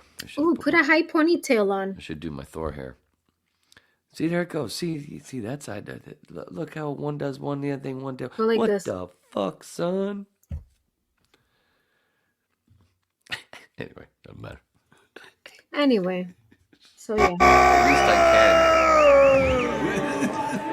can. No, he has it so much easier. And I that's one of the things, like I said, I made a vow where there's going to be a certain amount of shows that we do before I cut my hair. Before you cut it.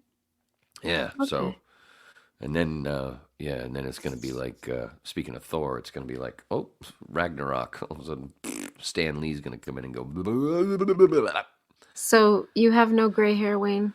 Yes, I do. There's Where? plenty in there. It just doesn't. I don't see. Oh, there's plenty, man. There's plenty. And look at. All right. Okay. Dude, Sure. Right there, I see it, but I don't see. You can tell. If it's in the chin, it's in the head.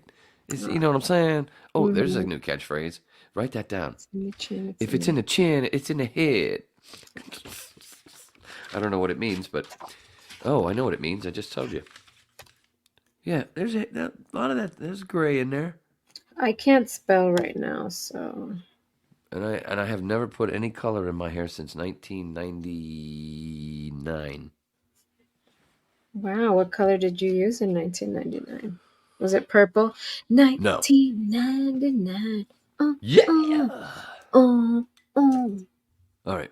Don't not too much. Don't want to get a copyright. That was like 30 seconds. Either way, how could they? I'm not Prince. Stepping on my line, Mama. I'm not Prince. Huh? Don't they just do that if you play the actual artist? I couldn't. I can't it's sing just it. a joke. No, I'm just kidding. No, but if you were to, I think, do the whole song, even if you did like an acapella thing, you would have to do. Yeah, they'd copyright it. Yeah, because of the words, serious? mainly because of the words, Bargain but also the bastages. melody. Yeah, that's what they does. They suck. They does. They does. But if you play something that's public domain, you don't get copyrighted, right? You're not supposed to, but there are people that have. Where they mistake it and then they fix it later on or whatever. There's been a whole bunch of shit. Dios mío. Esos gatos. What was I just gonna say though? Where were we just a second ago? I was going into something. 1999. But right before that. Right before You're asking me? 1990. Oh, was the hair. No, Oh, the hair, yeah. I put a little frost in it because what happened was in 97. Wait. Hold on, I'm sorry. What? I frosted my hair. What the fuck's wrong with that? No, people do it now and it's cool. I did it first, motherfucker. What? Frost? Hold on. What? I just did my tips. I wanted to do my tips. Hold on,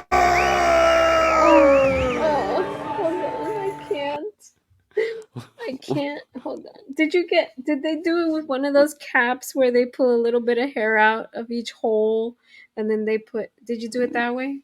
No, it was just like I would do to my ex-wife. Okay. Just like kind of like streaks. Okay. With the aluminum foil shit. Mm-hmm. But the reason I did it was because Highlights? well, the reason highlights, that's what it is. That's what I meant, not frost. Highlights. Okay. Sorry. Not like ice, It's not been like vanilla ice. It's been forever. But the reason I liked it was because what happened was the only time I'd ever actually really colored my hair fully was 97 with the Ron and Ron show. We all did. Fucking Fezzy. Oh, everybody did but Joe Buffett because he's a pussy. There's one of the picture. Don't you have the picture from Hammerheads? Oh, why didn't that one come up? Hold on. Yeah, I did. But this is before we did our hair. The 90 that was before, or was it after? I can't remember. I can't tell. Anyway, all of us on Ron and Ron except for Joe Buffett. Even Parody Guy did it, and Parody Guy actually more looked like what the hell? Oh, because you're doing your thing. Sorry. You're doing your thing, so it interrupted. It's not my fault. This one? Is that the one you're talking about? Yeah. Finally, I had to play it. He looks so angry, but he's not angry. He's a nice guy. No, he's having a ball. He looks like he's having a ball. And that's why Sarah's back there smiling. It's so serious. I can't remember if this is before or after. Anyway, but we all did that, which looked like why? Because I got my hair frosted. You said frosted. It set me off. I don't know what's up. I'm glad. You know who frosts her hair? Eloise? Oh, wait. Sorry, I don't have it up. There you go.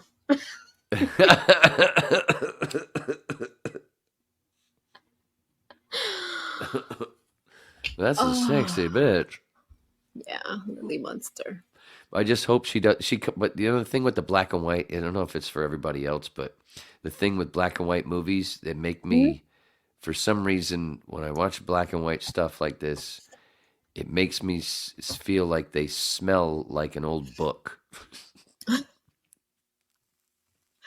You know, they weren't that color when they recorded it, when they filmed the movie. But yeah, I know they did. I always,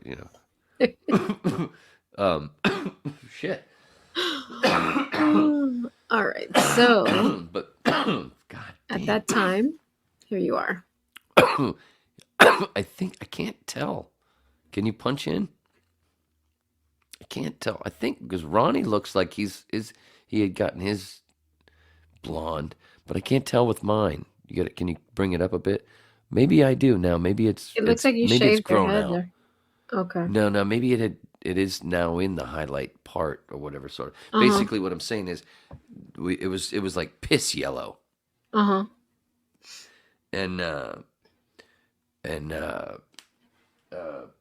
blah blah blah. So when it grew out, and then the roots started coming through. So then it looked like kind of highlights, and then it was like, oh, that's when it started to look okay. And then when it all grew out, then there was a few that, one of them I think was the lady I was with at the time. Oh, you should now go do highlights. You don't have to do the whole thing. You just do highlights. Oh, so I did it a couple of times. That's basically my point being. Those was the only 3 times I ever colored my fucking hair. So ever. Can you say I've what's never put happening anything. here? Oh, and in this is Besides 97. This is 1997. Hammerheads, Key West. I can't remember if this is the first night or the second night. We had live gigs Friday night and Saturday night.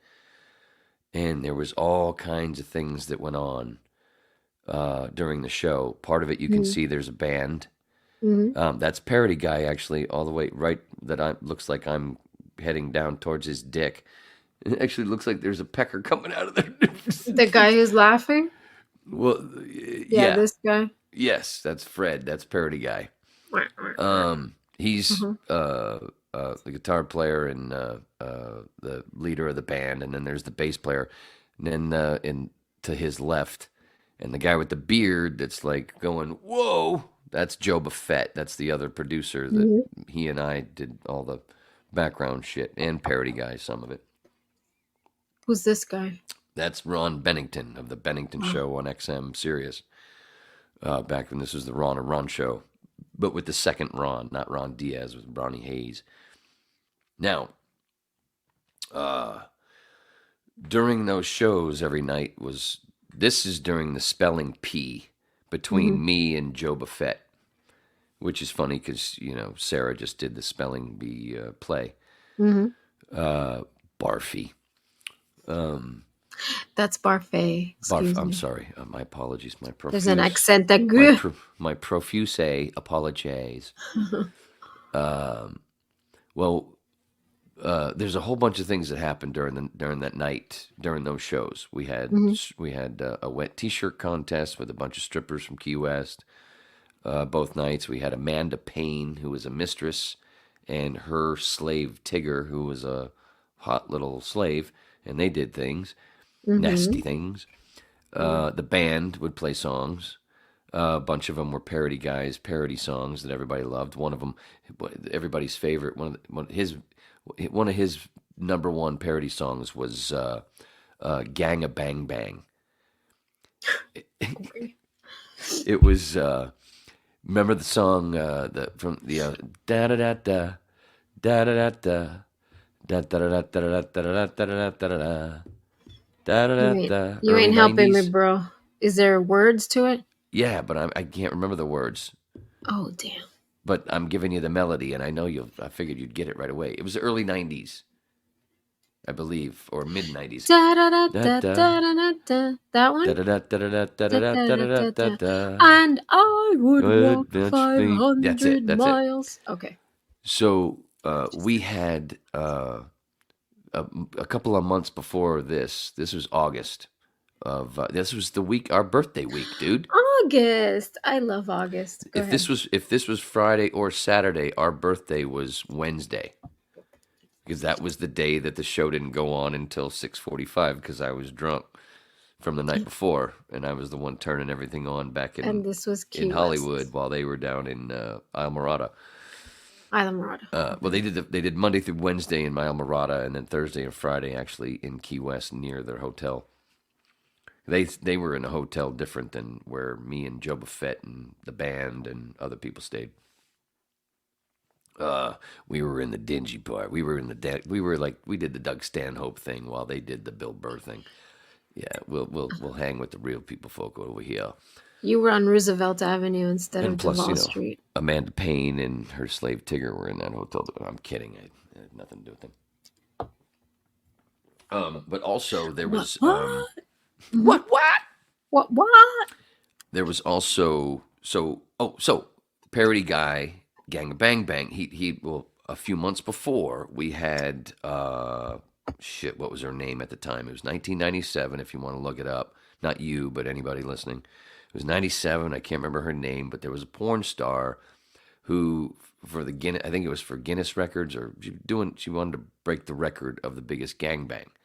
I can't remember her name, but we had her on the show because she was appearing.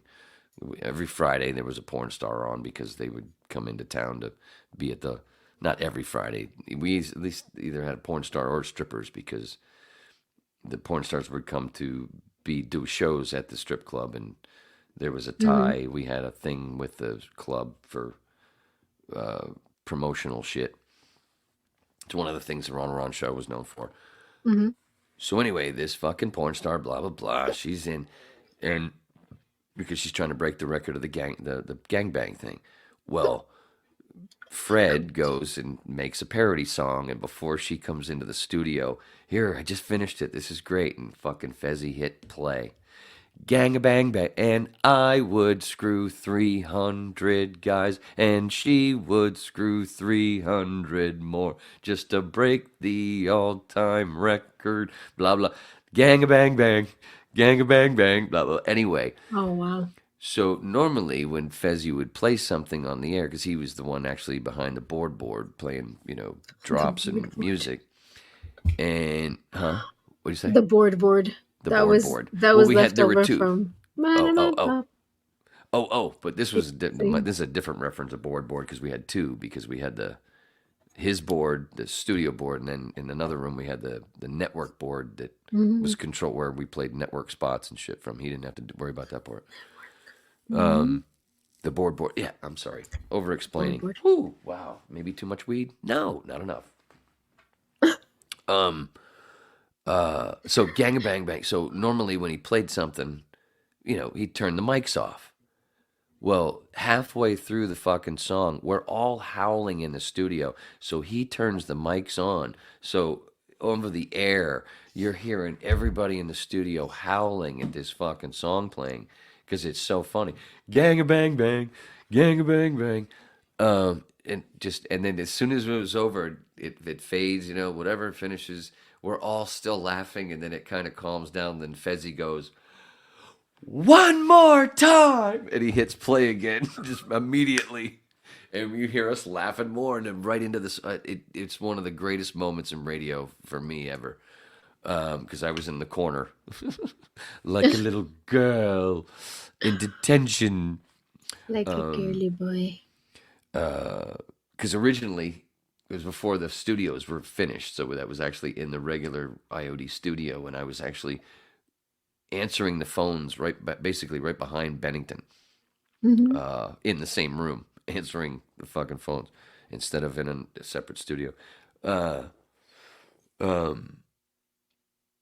Anyway, so that song was huge, so it would get replayed all the time, even if the fucking chick, they would just play this just for fun because it was just so great, and it was so he played that night with the band.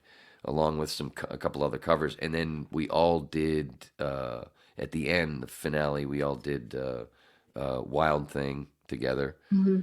I was up there for that too. I was only up there for two things, which was the Spelling P and Wild Thing, but also to my right in the picture, Ronnie would be facing them. There was another chunk of stage that came out.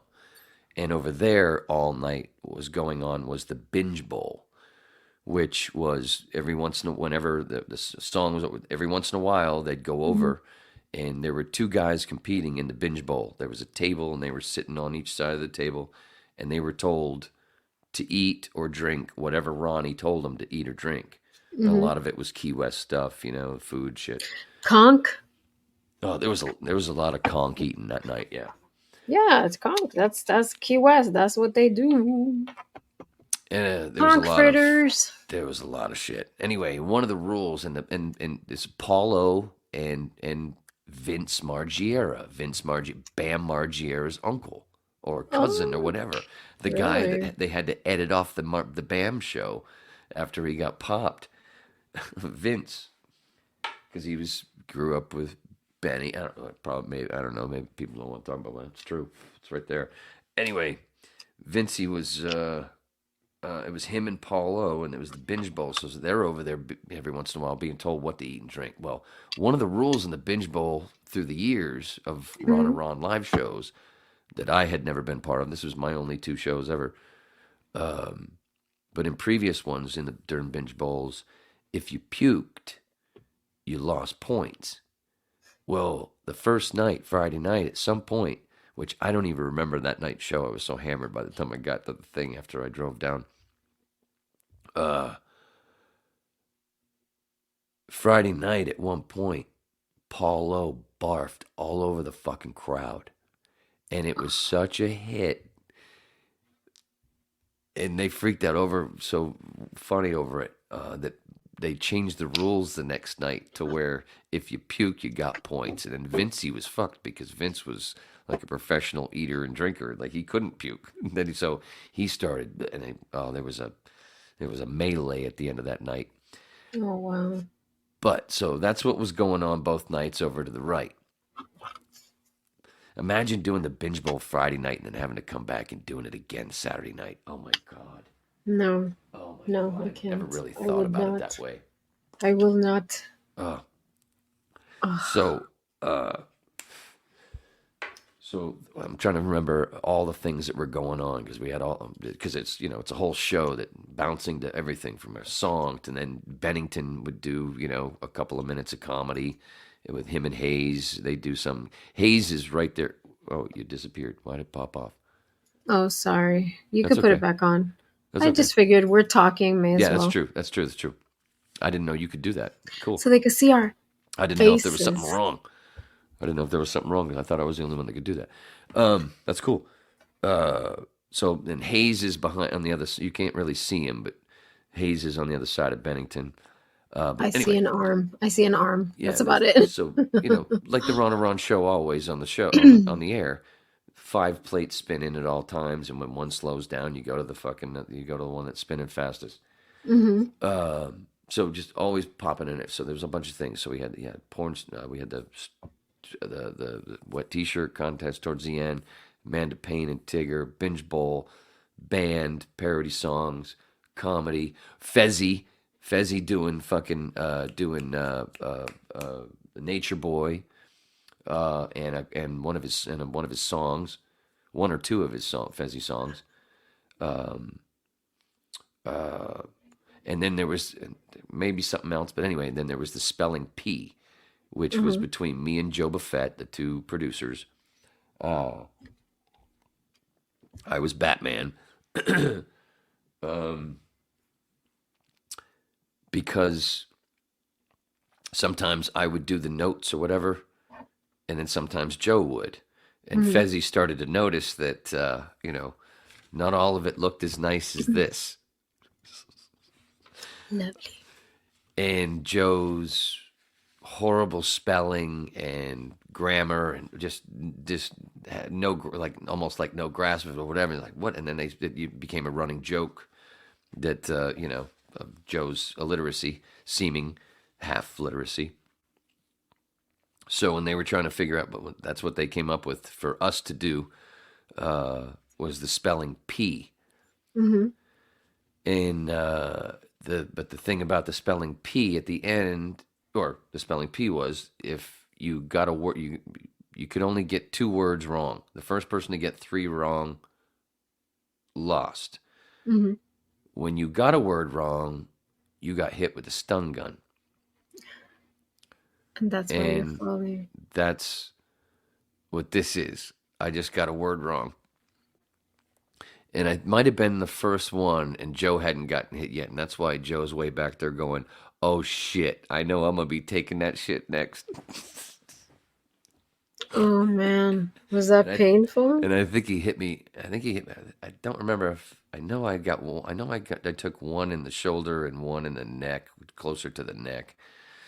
But the weird part is it looks like I'm smiling. Mm-hmm. Wait. We're having a stroke. Look, this is where Wayne tells everybody he's into S&M.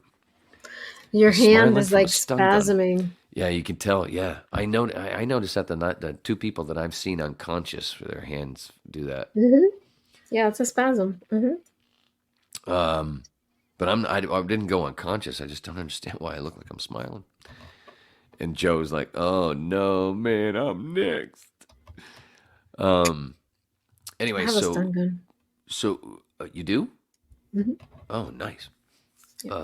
Nice. Maybe you have to zap one on the fucking. Thank you, podcast. honey. In a He nod got it to for me. in a nod to the Ron and Ron show, you can stick it up his bum. What's going on? Why won't it play? Yeah, he got it for me, and it's purple because that's my favorite color. Oh, wait a minute. Are we talking about the stun gun or your toys? My stun gun. Oh, so anyway, Marie Schrader. It's purple. That's my color, man. That's I'm a my Leo. color, man.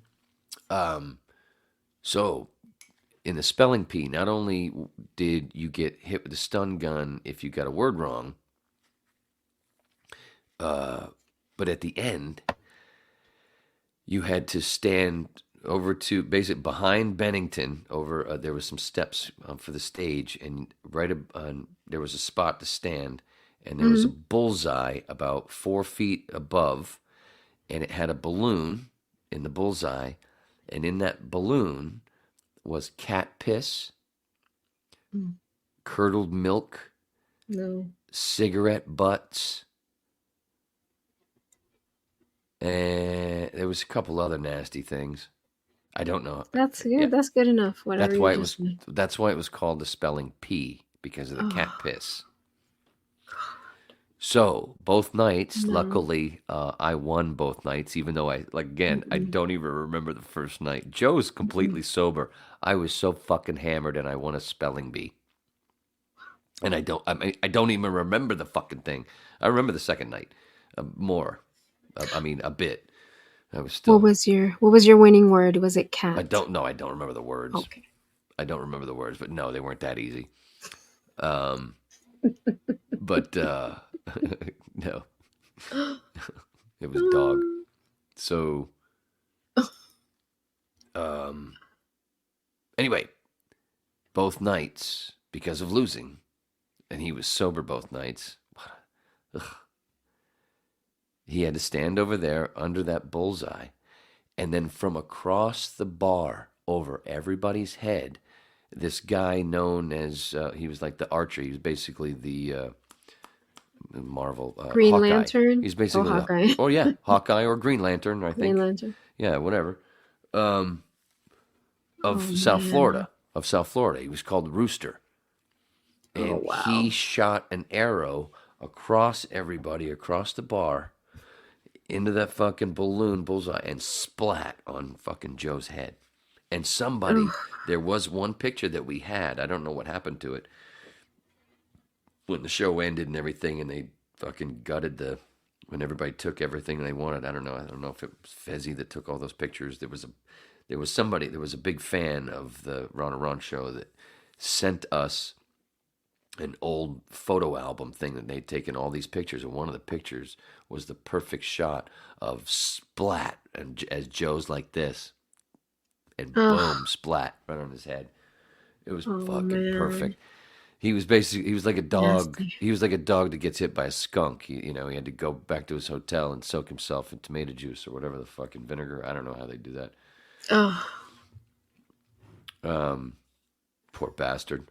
I don't even, dude. I literally have no recollection of the first night. I was ready to party after that shitty drive down through the Keys and that fucking 35 miles an hour for a while. 2 lanes. And worried about the whole thing, getting down there to actually see the guys face to face after Wednesday not going on the air until 6:45. I thought I was going to be taking a beating. Yeah, that drive. Ooh. No, it's just 2 lanes, one each way. And if you get somebody in a convertible in front of you, forget about It's it. all those goddamn key deer. You got to go slow because you got to worry about those little tiny deer running around. Yeah. Looking for their mushrooms. The reindeer looking for their little mushy. So yeah, and then I won both spelling bees. And is that the rest of the story? Yeah, the stun gun. Is that enough? Is that the rest of the story? Was there anything else? No, I don't remember. No, I think that's it. I was just trying to remember if there was anything else that was part of the show besides, Fezzy. Yeah, I did that. Yeah, a nature boy, because Fezzy, remember he used to do a nature boy bit. Why do radio stunts have to be gross? So gross. Oh, you talking about the binge bowl or Everything. both? Oh, the spelling Just Pete. anything. Yeah, I know. It's got to have there was a time when the sophomoric stuff worked. It was like Animal House on the radio. Mm-hmm. Everybody was trying to be John Belushi. Everybody had to have a Brutus. I don't think they still do all that crap. I'm sure they don't. There's some that do. They just don't take it as far because stuff that's happened, it's gotten them in trouble. Like, remember that lady that died from the contest with having to drink a bunch of water and she basically drowned? Yep. Or remember that one where in Cincinnati, that whole thing where they dropped all those turkeys out of a helicopter? Mm-hmm. Yeah, I remember. Les Nessman, he was a very well-known broadcaster in the area. Did you remember how, like with Marie, like with Marie Schrader having all her purple, you notice every episode he's got a bandage somewhere. Oh, really? No, I never noticed that. He's always got some kind of bandage. It's either a little one on his head, like a band-aid on his head or his hand, or he's always got. Oh, which reminds me, which is funny, because where it be, where the fuck did it go? Where's the one with the Ryan? What the hell, yo? What the hell, yo? Tommy Jones reign on television. That's not the one. Can he recover from his tough year and win the day? Look out, Brooklyn strike. First we'll watch Crosses Ryan over the dance. head pin. Little dance there. Yeah, the river dance. Did they call that a Brooklyn strike? Yep. No, damn it, that's not it. Hey, yo, what's a Brooklyn strike, yo? What the hell? Where?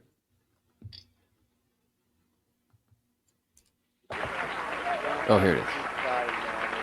Look, oh, right there. You saw it there? And then they kissed. What? God damn it. His Band-Aid? Look, yeah. Speaking of Les Nessman. Yeah. Oh, God, I said speaking of again. Sorry, my apologies. When did you say? That's the first time you said it tonight. No, Wait, I said it. let me see. Hold on. Let me check my notes. No, I said it earlier, but my vow is to my Your vow. effort is to not say it ever. Are you becoming a monk? Are you taking these vows? I keep hearing you say take vows.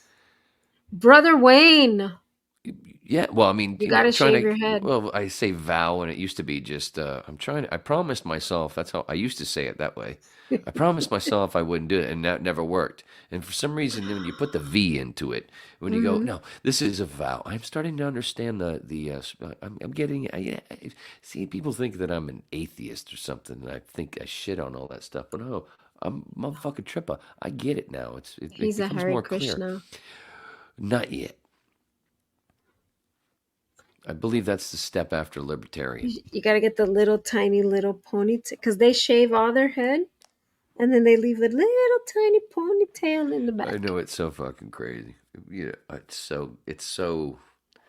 What the fuck? I think you look good in orange. Oh, I think I would too. Thank you very much. Yeah, orange is the new black. And look, you can sort of tell. You know, that's like an orange. It's a dark Yeah, orange. yeah. You know, so you feel, what's happening? What's happening, son?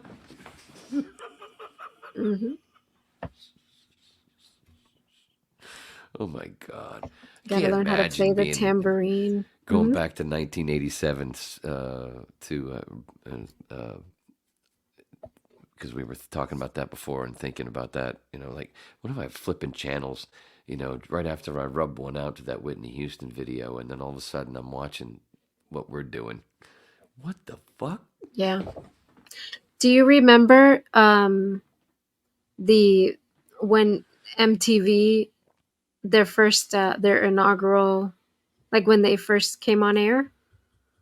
Were you, because I think I was, No, I was didn't. 10, 11. No, I never. It was had 81. Yeah.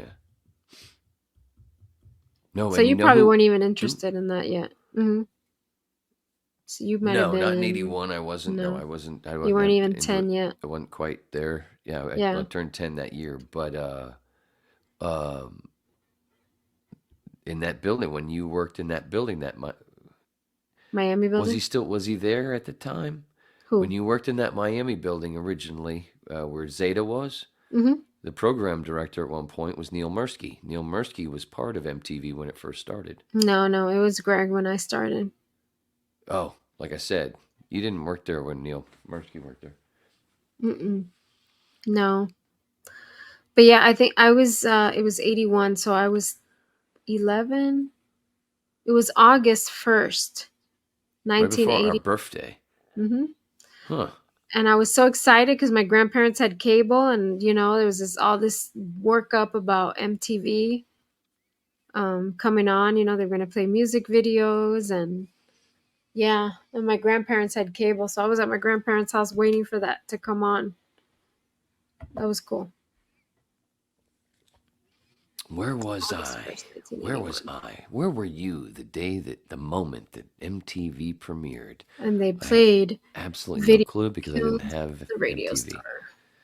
Video killed the radio star. Well, Yeah. you know, they were kind of right.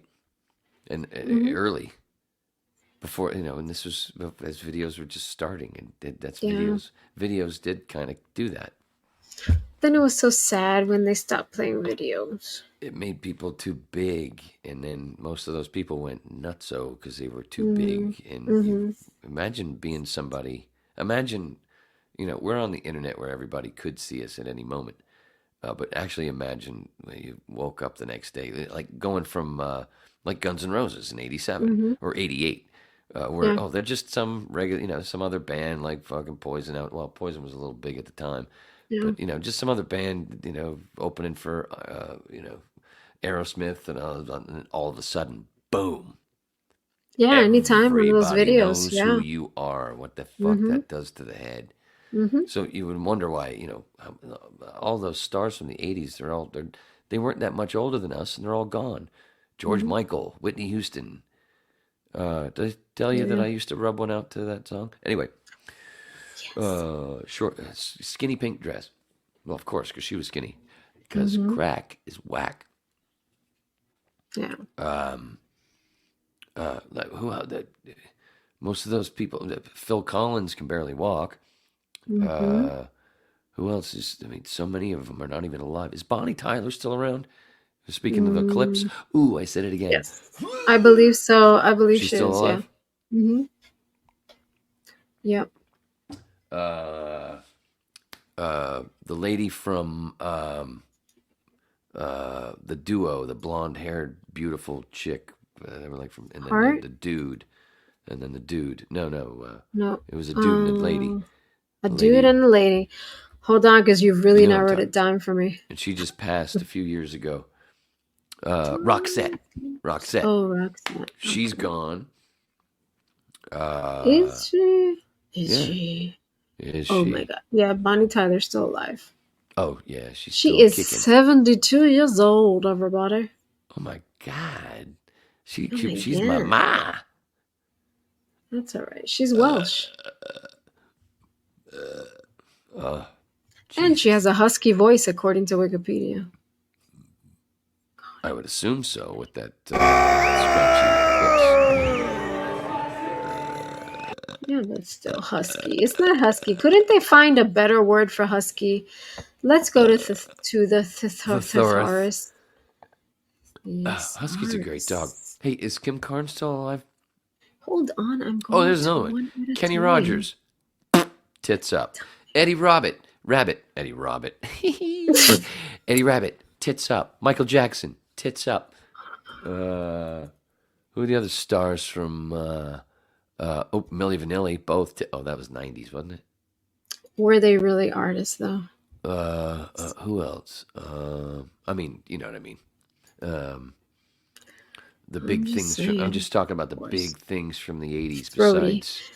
Besides Tom they Jones' could cock. look. What? They When? could have used throaty. Where? Throaty. Whoa. Speaking of cock. Rough. What? When? I said Hoarse. speaking of. Like I got a gag. Rasping. Rasping. That's a good one. Rasping. Sounds Guttural. like a whip. Ooh, guttural. That's good. I like that one. Growling. Croaking. I don't like croaking. Croaking. You know, one of my favorite words is relentless. Go ahead. So yeah, Croaking. husky. Come on, husky. Of all the words they Is that could have a used for frog her. reference? Is that a frog reference? Croaking. Could be. Row. All right. So you know what's one of the top question people ask on Google about Bonnie Tyler? Who? When? Why where? is Bonnie Tyler's voice so raspy? Polyps? She had a surgery to She remove probably had to. vocal cords nodules. Not yeah. And A lot was of happens a lot. advised. Yeah. I was gonna say maybe she was the old radio ladies would smoke to get their voice raspy because it was, I don't know. Barry Manilow said that once, that he did that once, where he jumped into right before a show. He tried to be a little more, wanted a little more of that, and wanted to sound more like the Wayness, because you can't spell anus without Wayness, without us. I agree. Thanks, Suds. He said he jumped into a phone booth and dropped his pants and stuck cigarettes up his ass for some reason. He thought the nicotine. I'm kidding. No, he jumped in a fucking. He said he jumped. I swear I remember that. I might be remembering this wrong, but I swear I remember reading it in an interview, or whatever. And or it was a police report. No, I think he said he jumped into an old phone booth, so he'd be surrounded by and grabbed somebody's cigarettes. It might have been Bette Midler's cigarettes. I don't know, and just started sucking on and then cigarettes too, and then trying to smoke croak up his voice. And I went, get the fuck out of here, man! You got to do it like a week. That's how I got it. It was a week of Marlboro Reds, and I went, oh, look at this. I should go get into radio. Hey, what's happening, baby? And then this guy Beckham came along, and he said, hey, Wayness, can you smell like an anus? Can you say this for me? And I would go, in a world where laughter was king. No, that was actually Hal Douglas in the movie, in the trailer for Comedian. Anyway. God, yeah. In a world, that's why I never got it. I never got like. Was king. Have you ever seen that trailer? Which one? In a world where laughter was king. In the comedian trailer. The movie that, remember, after Seinfeld was over, after a couple of years, he did this movie called Comedian. And it was him going back on the road doing comedy, doing stand-up and stuff. And a lot of it's about Orny Adams, another comic, who I think opened for him and stuff. No.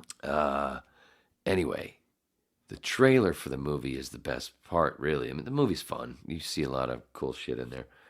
But the trailer is hilarious because the trailer has nothing to do with the movie. It's a parody of a movie trailer guy, where it's Hal Douglas, who a lot of people like Pablo Francisco, who does the movie trailer thing, and everybody thinks he's doing Don LaFontaine. To me, he's not doing Don LaFontaine. He's doing Hal Douglas, because Don LaFontaine didn't do all that stuff. A lot of times you were hearing Hal Douglas, and that's that whole in a world where the way I do it.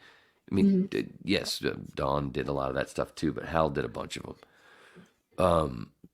Some people didn't know the difference at the time. You didn't really know, unless you had an ear for it. I didn't know at the time either. I'd learned this stuff later on. But Hal Douglas is playing a spoof of himself, making fun of himself, where he's going in to record the trailer for a movie called Comedian. And Tom Papa is actually playing the producer of the comedian. Tom Papa's playing the producer of the trailer, and he's and there's a couple other guys in the booth, in the control booth, and they're trying to do this thing. But this guy, the funny part of it is, he cannot do the trailer without doing the in a world, da da da da da da da da da, and all this stuff. Right. And they're trying to say no, stop. And then at one point at the end of it, he's like, "You're fired. I'm fired. Get out of the booth, Jack." No, I like it in here. Oh, that's funny. You have to see the trailer, dude. Write that Okay, down. That's the the first thing you got to comedian. do when we're done. Or anybody right now, look it up, comedian trailer. I know I've talked about it on the way before, but that's how he starts it off. Okay, this is a trailer for the movie, the voiceover for the trailer for the movie Comedian. Take one. And he just, in a world where laughter was king. No in a world, Jack. No in a world. It's about a comedian. Oh. In a land. No, in a land. In a time. In a land before time. No. He's just doing all the tropes. It's fucking hilarious, dude. You're and then there's one point where he goes, "I hate you," as Jack can't stop. You hear the producer go, "I hate you." Oh, I gotta say that. It's so funny. I saw Pablo Francisco at the Miami Improv like 100 years ago. God damn, you are old. Yeah, that was funny. Wow, you made me think of this. Why is it not playing? What Because the you gotta press fuck, play. Johnson? I did press. It's supposed to play when I hit add to the stage. Look. And Susie was born. I've never busted your balls before. I feel bad. God, Why? you're old. I don't know. It's You're okay. old. I know. am. I'm kidding. I just don't like that. It's just not my. I'm old. I can't take a selfie. I'm old. It's not my bag, man. It's not So, my bag, dude. the- You're no, like- man. This is the requirement for a selfie: duck lips and a peace sign. No, the fucking duck lips, man. If I'm on any dating thing, no. As soon as I see those duck licks, those duck licks, boom, you're gone. Oh my god! Especially because I'm not. Ladies that I swiping through are not young. And I'm like, what are you doing? 52 years old. You're doing? It's not fucking Duck funny. lips. It's not funny. That is so hack. It's hack. It's like doing airplane jokes. Yeah. Hilarious. It's tired. It's wicked fucking tired. Don't fucking do that anymore. Especially, what's really tired? People that do shitty fucking Australian accents. Okay. I knew it was you. Fredo. You had This is- something about Godfather? This is where we pull out the gay point. Why did I do? No, didn't we do this before and we made fun of the dandruff.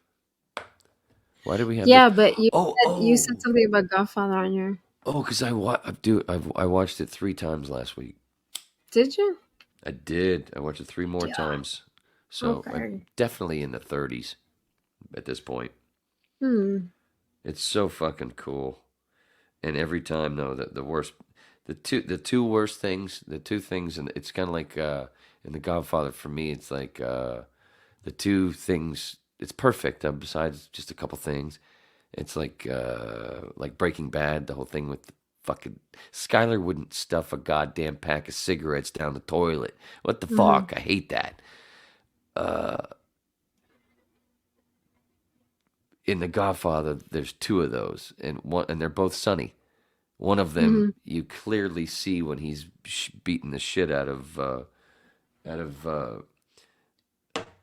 Carlo after he had already told him to keep his hands off his sister, and he's beating the fuck out. You clearly see that, you clearly see that one of the punches is like this.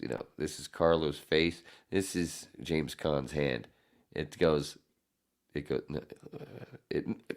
can see it misses by a fucking mile. You can see it's a fucking stage punch, and it's just so clear. It's too bad they couldn't have gotten that a little better, or at least cut away from it for a second to get that out, so it didn't look that. And then when Sonny dies, the guy just took he's already taken 15 bullets, and then he gets out of the car and stands up. Yeah. While he's taking 15 more. Yeah. I don't think so. And then. When he's laying there, and then he's laying there on the corner of the concrete. So he's laying like a corner, there's across laying over a curb, and then the fucking guy shoots him more with a machine gun. No, you wouldn't do that, because not into that concrete, especially that's concrete that's bounced back up. You could ricochet right up and fucking. That's dumb. Did you see the? Anyway, other than that, the movie's fucking perfect. Did you see the producer? It was like the story about the making of The Godfather. I did. With Puzo and Coppola writing together and stuff. And yeah. That was a couple years ago. Yeah. That was back when I had that was Netflix, right? Paramount Plus. Like I said, that was Paramount Plus. Yeah. You were right. Hey, I'll be right back. The wine is kicking in. Oh, this is awesome. Susie peed twice, making water twice. Rock and roll. Oh yeah. Oh, well, that's her Robert Smith. Here's my Robert Smith. Way left. Huge loft. Pounds and drops 9. It's 10. Welcome back, Bobby. Welcome back. Welcome back, Bobby. Welcome back. What else did I have up here? What is this here? What's this here? What's she got? Oh, that's right. We played this. Sorry. No. What the fuck am I apologizing for? Oh, because I have banners. That's why. Lots of mushy in there. Lots of mushy everywhere. If it wasn't for the mushroom or the mycelium, we wouldn't have trees.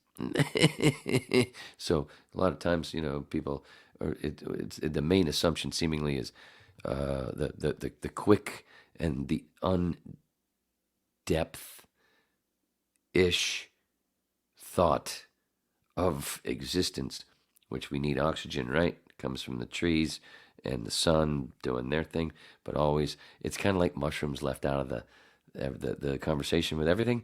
They're left out of that part, because if it wasn't for the mycelium helping the trees survive, then so they leave out the depth. The depth, it needs depth. And that's why all those lingering, kind of like that, stories, the stories that last, are all psychedelic stories, because they have depth.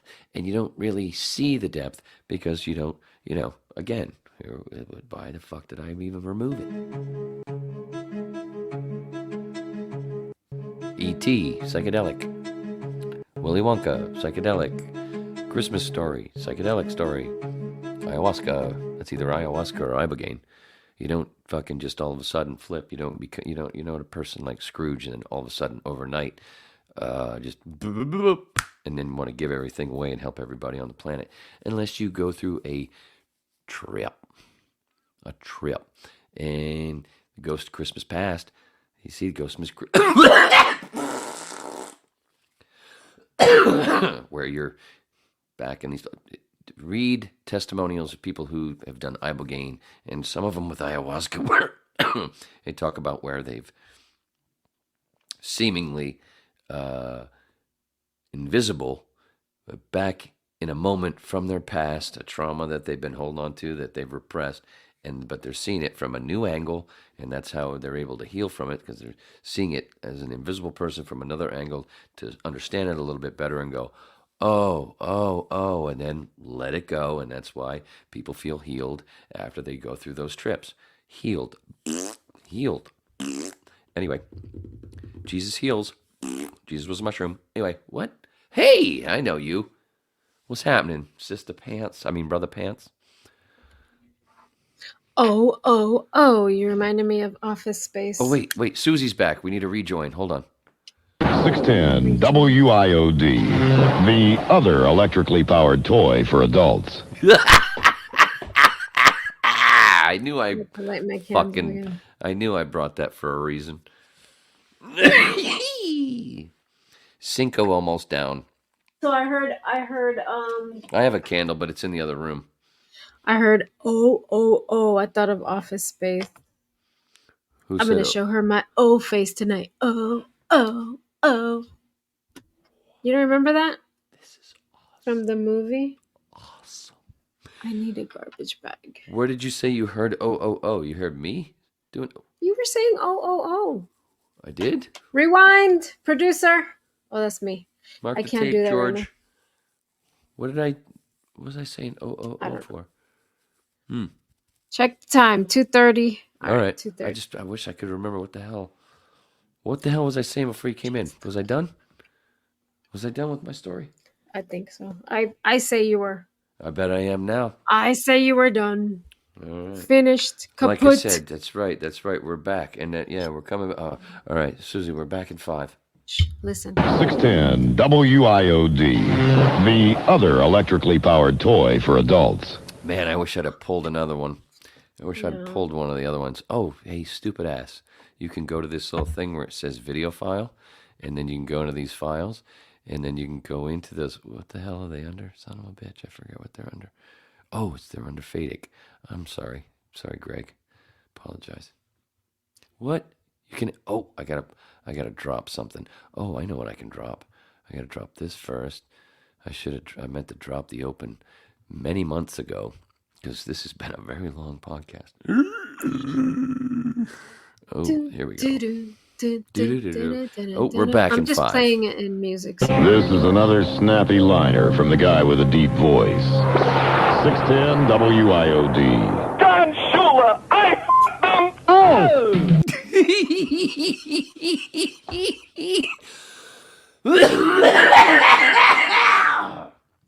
Hey, the funny guess what? thing. Oh, what? I'm sorry. Chicken butt. What?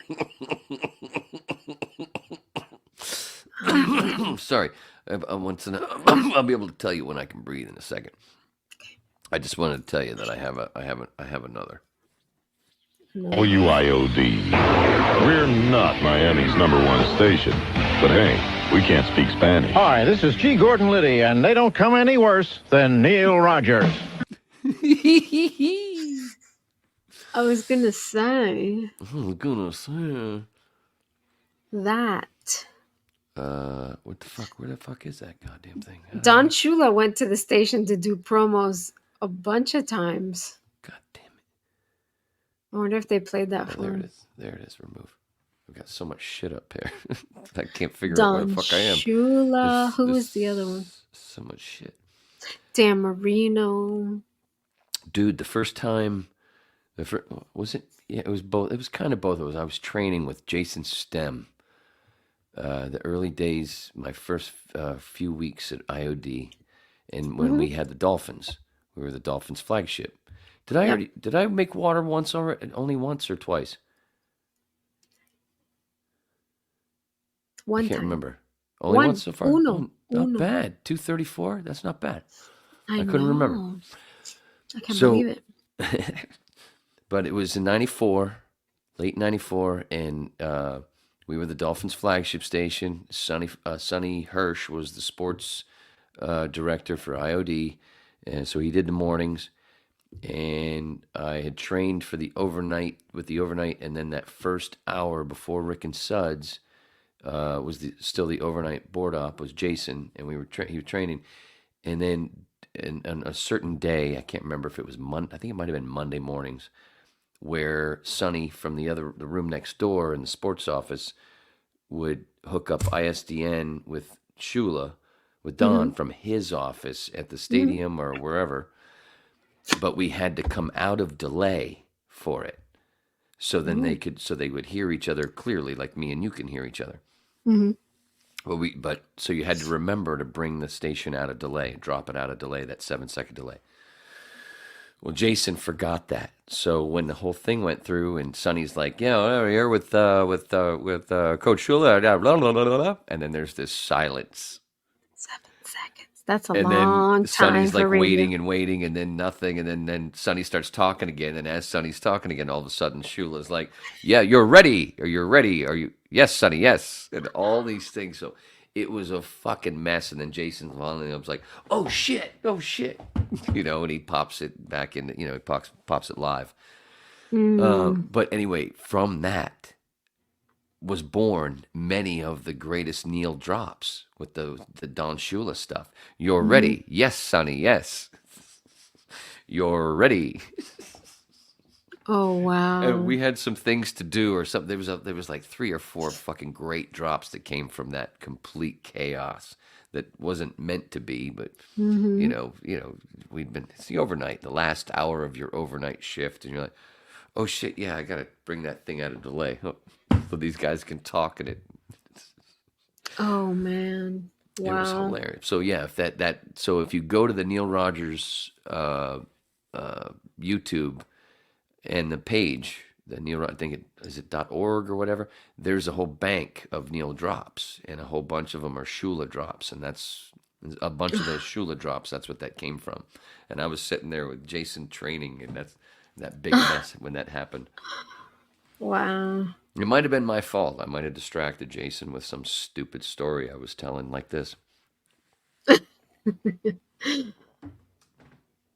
Oh. 1, 2, 3, 4, 5, 6. And it was called the cash machine. Cash machine. The delay. It was turn on the cash machine. Oh no, that was different. The delay. There was a cash machine was a thing that would. It was a different delay where it would kind of speed things up so that it could squeeze in another 30-second spot. Oh, okay. No. I just remember the cash machine. No, the regular thing, the delay was, just a delay. Said fuck, so you could dump it. Just regular delay. So yeah, that's where that was born. A little history there. Yeah, maybe just from that, the Neal Rogers Radio on Twitter will share some of the whip like he usually does when he catches wind of me talking about these guys. And WIOD, the other electrically powered toy for adults. Imagine cutting your teeth at a station that has rejoins like that. Imagine that. That's how fucking lucky this little twat was. That's what I'm saying. This is another snappy liner from the guy with a deep voice. 610 WIOD. Don Shula, I f***ed them. Oh! Okay, one more. And WIOD. We're not Miami's #1 station, but hey, we can't speak Spanish. Hi, this is G. Gordon Liddy, and they don't come any worse than Neal Rogers. Oh, speak of Spanish. That's right. I'm supposed to be learning Spanish. Oh, is that Tuesday nights? No, that's Tuesday night lessons. Sure. Dude, we've got, 22 minutes left, and I haven't even gone through my list. Mike Neal, I got to say this. Man, My buddy Mike Neal that I grew up at high school with. Dude was on the news in Arizona, in the Phoenix area. He and a bunch of other tradesmen got this lady a new AC unit when they found out that the lady had gone, like last summer, the record numbers, and the lady went through fucking summertime in Arizona with no AC. Oh. It was a cool little news story. Mr. Neal, that was cool. Had to mention that. Fucking Mike's a Harley guy and a wine So they guy. they Harley fixed and her wine. fixed her AC or got her an AC. And he and his lady have a place in Bisbee, Arizona, where Doug Stanhope lives. They have an Airbnb there. Go ahead. What? Nice. They fixed her AC or got her AC? What They did got they her do? a brand new one. Ooh. A whole bunch of tradespeople and the crane to bring the fucking plate thing in and drop it in. They fucking pitched in too. There was a bunch. There was some donations and stuff, but a bunch of them they just did it. They actually did what Nike, says, but is hollow because they have slave labor. Just do it. Yeah, just fucking do it. Oh, we don't have the money. Fuck you. Just do it. Yeah. That's because you keep using this money thing to keep us away. That's fake. Yeah. Anyway. There's an electrician in our area that does that. He does that for elderly people who can't afford, and he'll fix stuff for them, fix their AC, and he doesn't. And then somehow and then probably somehow he should be taken care of by somehow, kind of like we should be taken care of for our entertainment. He gets business. Yeah, people see. He's a good guy. Yeah. But he should also have people. something else, thrown at him for that. Yeah. Not that he's looking for it, but it just should. No, you know no, what I'm no. saying? Yeah. Kind of like a little nod, some kind of nod. But in a real world where we don't need capitalism, we don't need all that stuff anymore, blah, blah, blah, people would just do that because they would have the time, because we wouldn't be wasting our time on shit that leads back to banking and the power for other people that they shouldn't have. We would have more time for leisure and more time for helping each other. And we'd be more fulfilled, and there wouldn't be so many drug addicts and cunts. Anyway. Rumble. Dude, how about this? I checked this shit out where I remembered Daniel Knopf, creator of Carnival, writer, producer, and also Blacklist, a bunch of other shows, who's been on the Whip 114. So it's also on Rumble. Well, he threw up a thing on Twitter about his book, Stupid Writer Tricks. In that book, that's the cover of that book is what I use for the thumbnail. If you go back to the Whip 114, that's the thumbnail. Well, he put a thing up for that book, and we follow each other on Twitter. So I commented saying I own one of those. Good stuff. And then I said this is also good stuff with a link to the Rumble link of Whip 114. And I look at the fucking thing, the difference on YouTube where it first started. 34 views. Still, for some reason, it's just been stuck there. No reason. Go to Rumble, and where I only had all that time, only had 5 followers. I had almost 1,300 fucking views with no promotion on the Rumble with the Rumble link. That's how much. The point being, that's how much YouTube continues to stick that sandy bone, and just fucking. There's some kind of wall. It's almost like the wall in. Instead of protecting wall, it's a wall that I just can't get through. Maybe I'm the giant. Not. And then just look at it. There's a video. There's one of the clips that I just put up has 3 likes but no views. How's that work? Okay, sure. Oh, that's a thing, because I was going to ask you about The Godfather. And had you seen The Godfather? Mm-hmm. Oh, we did talk about that. I saw that's right, the first 3. The only right. 3? First, is there 4? No, there's 3. Okay. You only want to see the first 2. Yeah, I know, but we watched 3 anyway, just so that I can understand why I don't want to see 3. But I think there is. I think there actually is a better edit somewhere out there of 3. There's a better edit somewhere. I think there's another director's cut that actually makes it a little better. Anyway, well, I'm on my... Oh, you said you didn't see Outlaw Josie Wales yet. Oh, you got to see Outlaw Josie. Anyway. All right. Scratch that You got out. any pictures? You got any pictures? Because I know there's only 15 minutes left, but I got to pee before I got to piss. You have to pee. So, here. You got that if you need it. Have a globe. You have a Or globe. Pink, purple, like I said, circular I'll be smacked. thing. He'll be black. Ooh, that was racist. It's going to be a hell of a closer. Oh boy. What do you have in mind? Oh my goodness. Oh my goodness. So I know I had talked previously about Love Song, my favorite Cure tribute band. So there they are. God, they're so good. And this is Rusty, who's the Robert Smith of the Cure tribute band, was having some health issues. It seems like he's doing better. So yay. I'm glad he's doing better because they are so good. They're performing again. They're touring again, and they have something coming up in Orlando called the Goth Prom. So, God, I hope I can go to that. I'm not sure if I can, but they're so good. So yeah, he's doing better. I'm glad. I was worried about him. He had canceled a bunch of stuff because he was sick. And the last time I saw them was when they did the Def Leprechaun. And I could tell something was going on with him. He was just not acting right. And every time they took their breaks, he was just not there. That's him back here in the hat. That's Rusty. Oh, it's like, okay, that's him in the hat.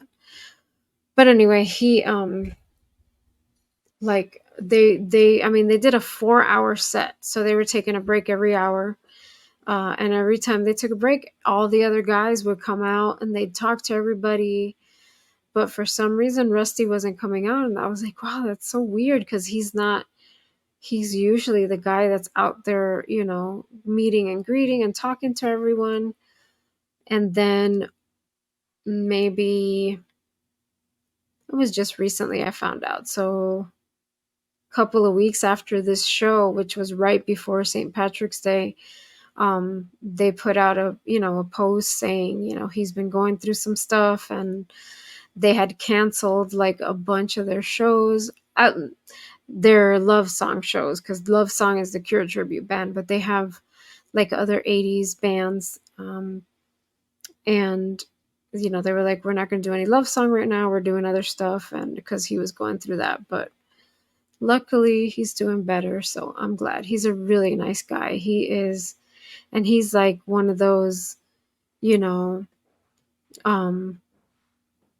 where he really appreciates his fans, and he's like, I know why I'm here, I know why I do this, because of the fans, and he will stay and wait and see everybody that wants to meet with him after all of his shows.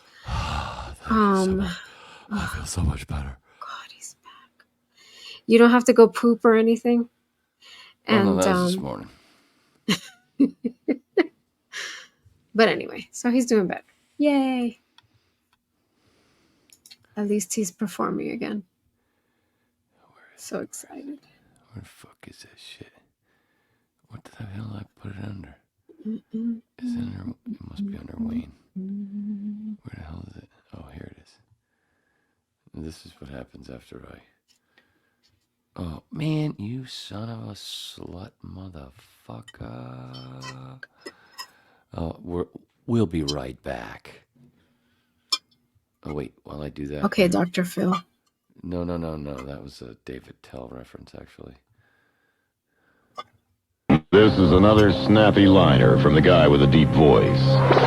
610 WIOD. Don Shula, I f***ed him. Oh!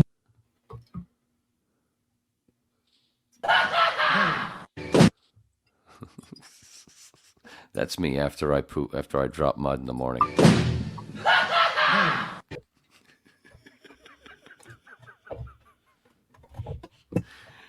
Oh shit! I forgot. I didn't realize I hadn't turned my camera on. Sorry. I don't know. Man, these metal straws are really noisy. Yeah, they are. Good God!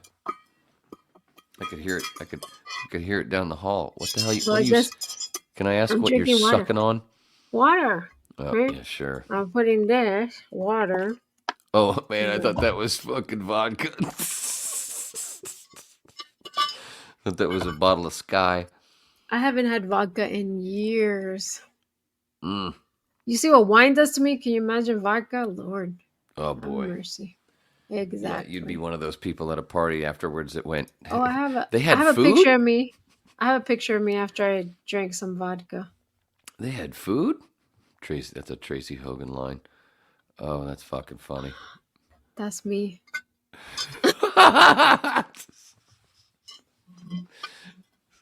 That's not what I want to see if we ever do mushrooms together. Please don't make me see that. Please. No, this is what you'll see right here.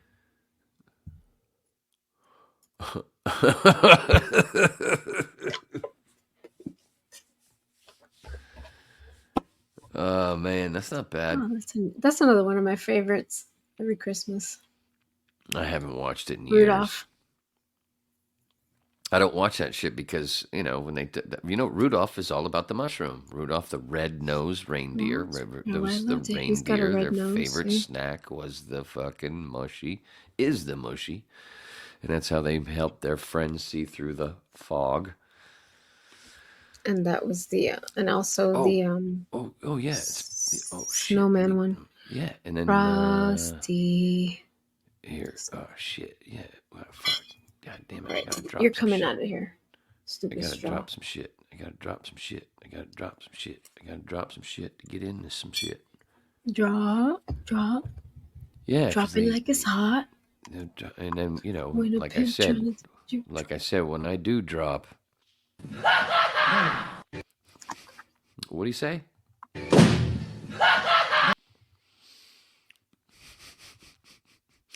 No, what I was trying to pull up was. Is this the one? Yeah. See? Rudolph the Red-Nosed Reindeer, same thing. E.T. Had a very shiny nose. And yes, he did. Why is red? Why did reindeer had a red nose? Huh? Why is red in there?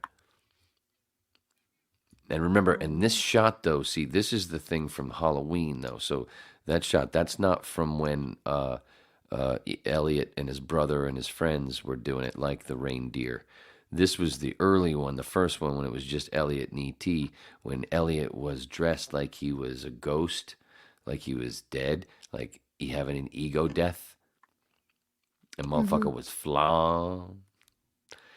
And then after that, then E.T. did the thing where he looked dead and everybody thought he was dead. And then he came back and, because he was phoning home. Ego death. Ego death is what happens when you have a super trip. A super trip. Oh, and that's how, actually, didn't mean to do that, but that's how I was finishing this shit, was fucking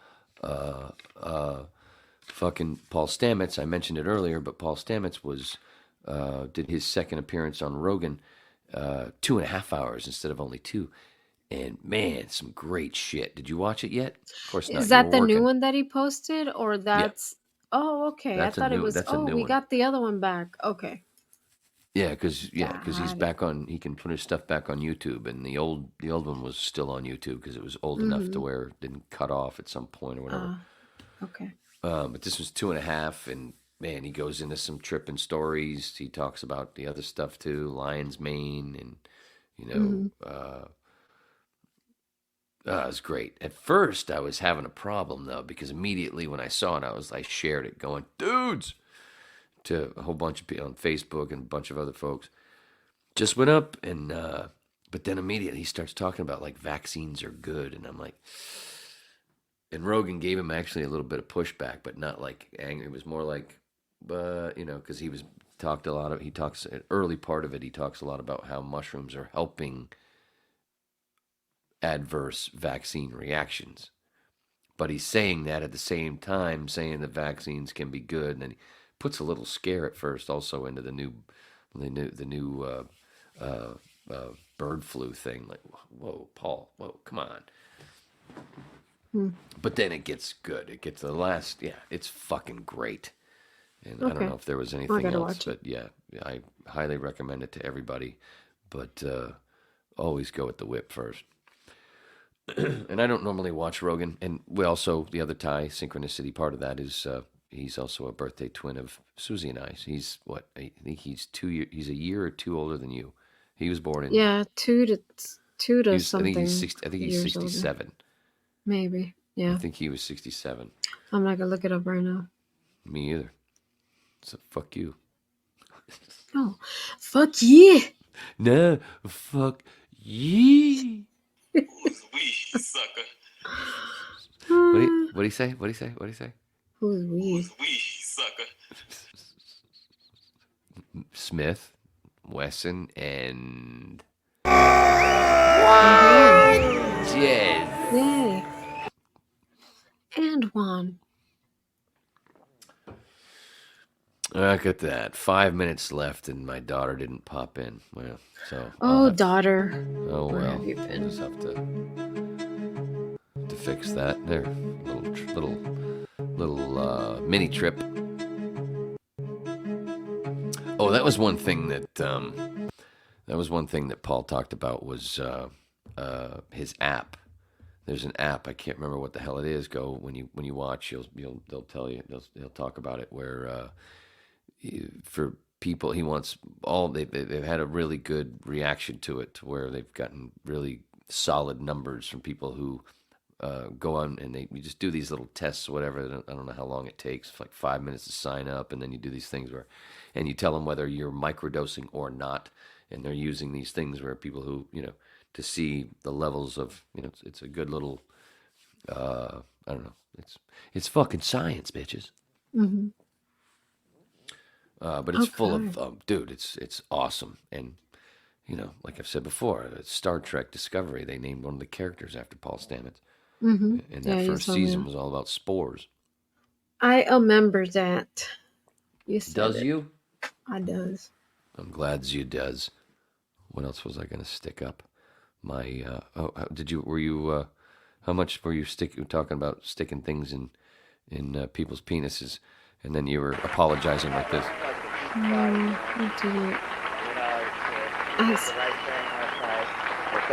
This makes me. This is the only time it doesn't make me tear up.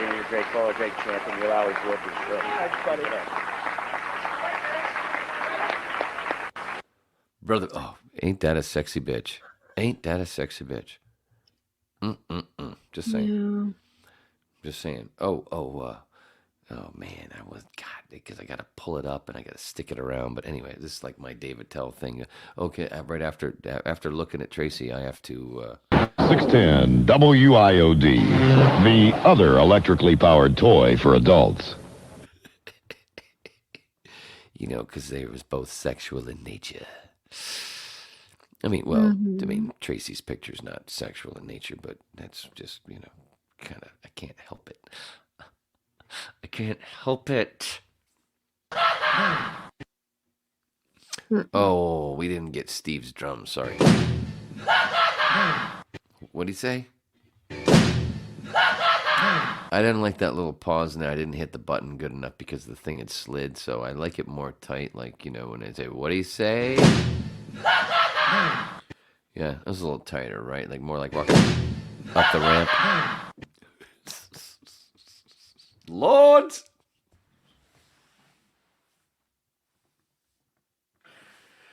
Sorry. Oh, man, it's crash landing. 2 minutes left. 2 minutes left. Well, you're looking bored, sister. You okay? No, I'm good. I know. Whoops, I fucked up, brother. I'm good. I am good.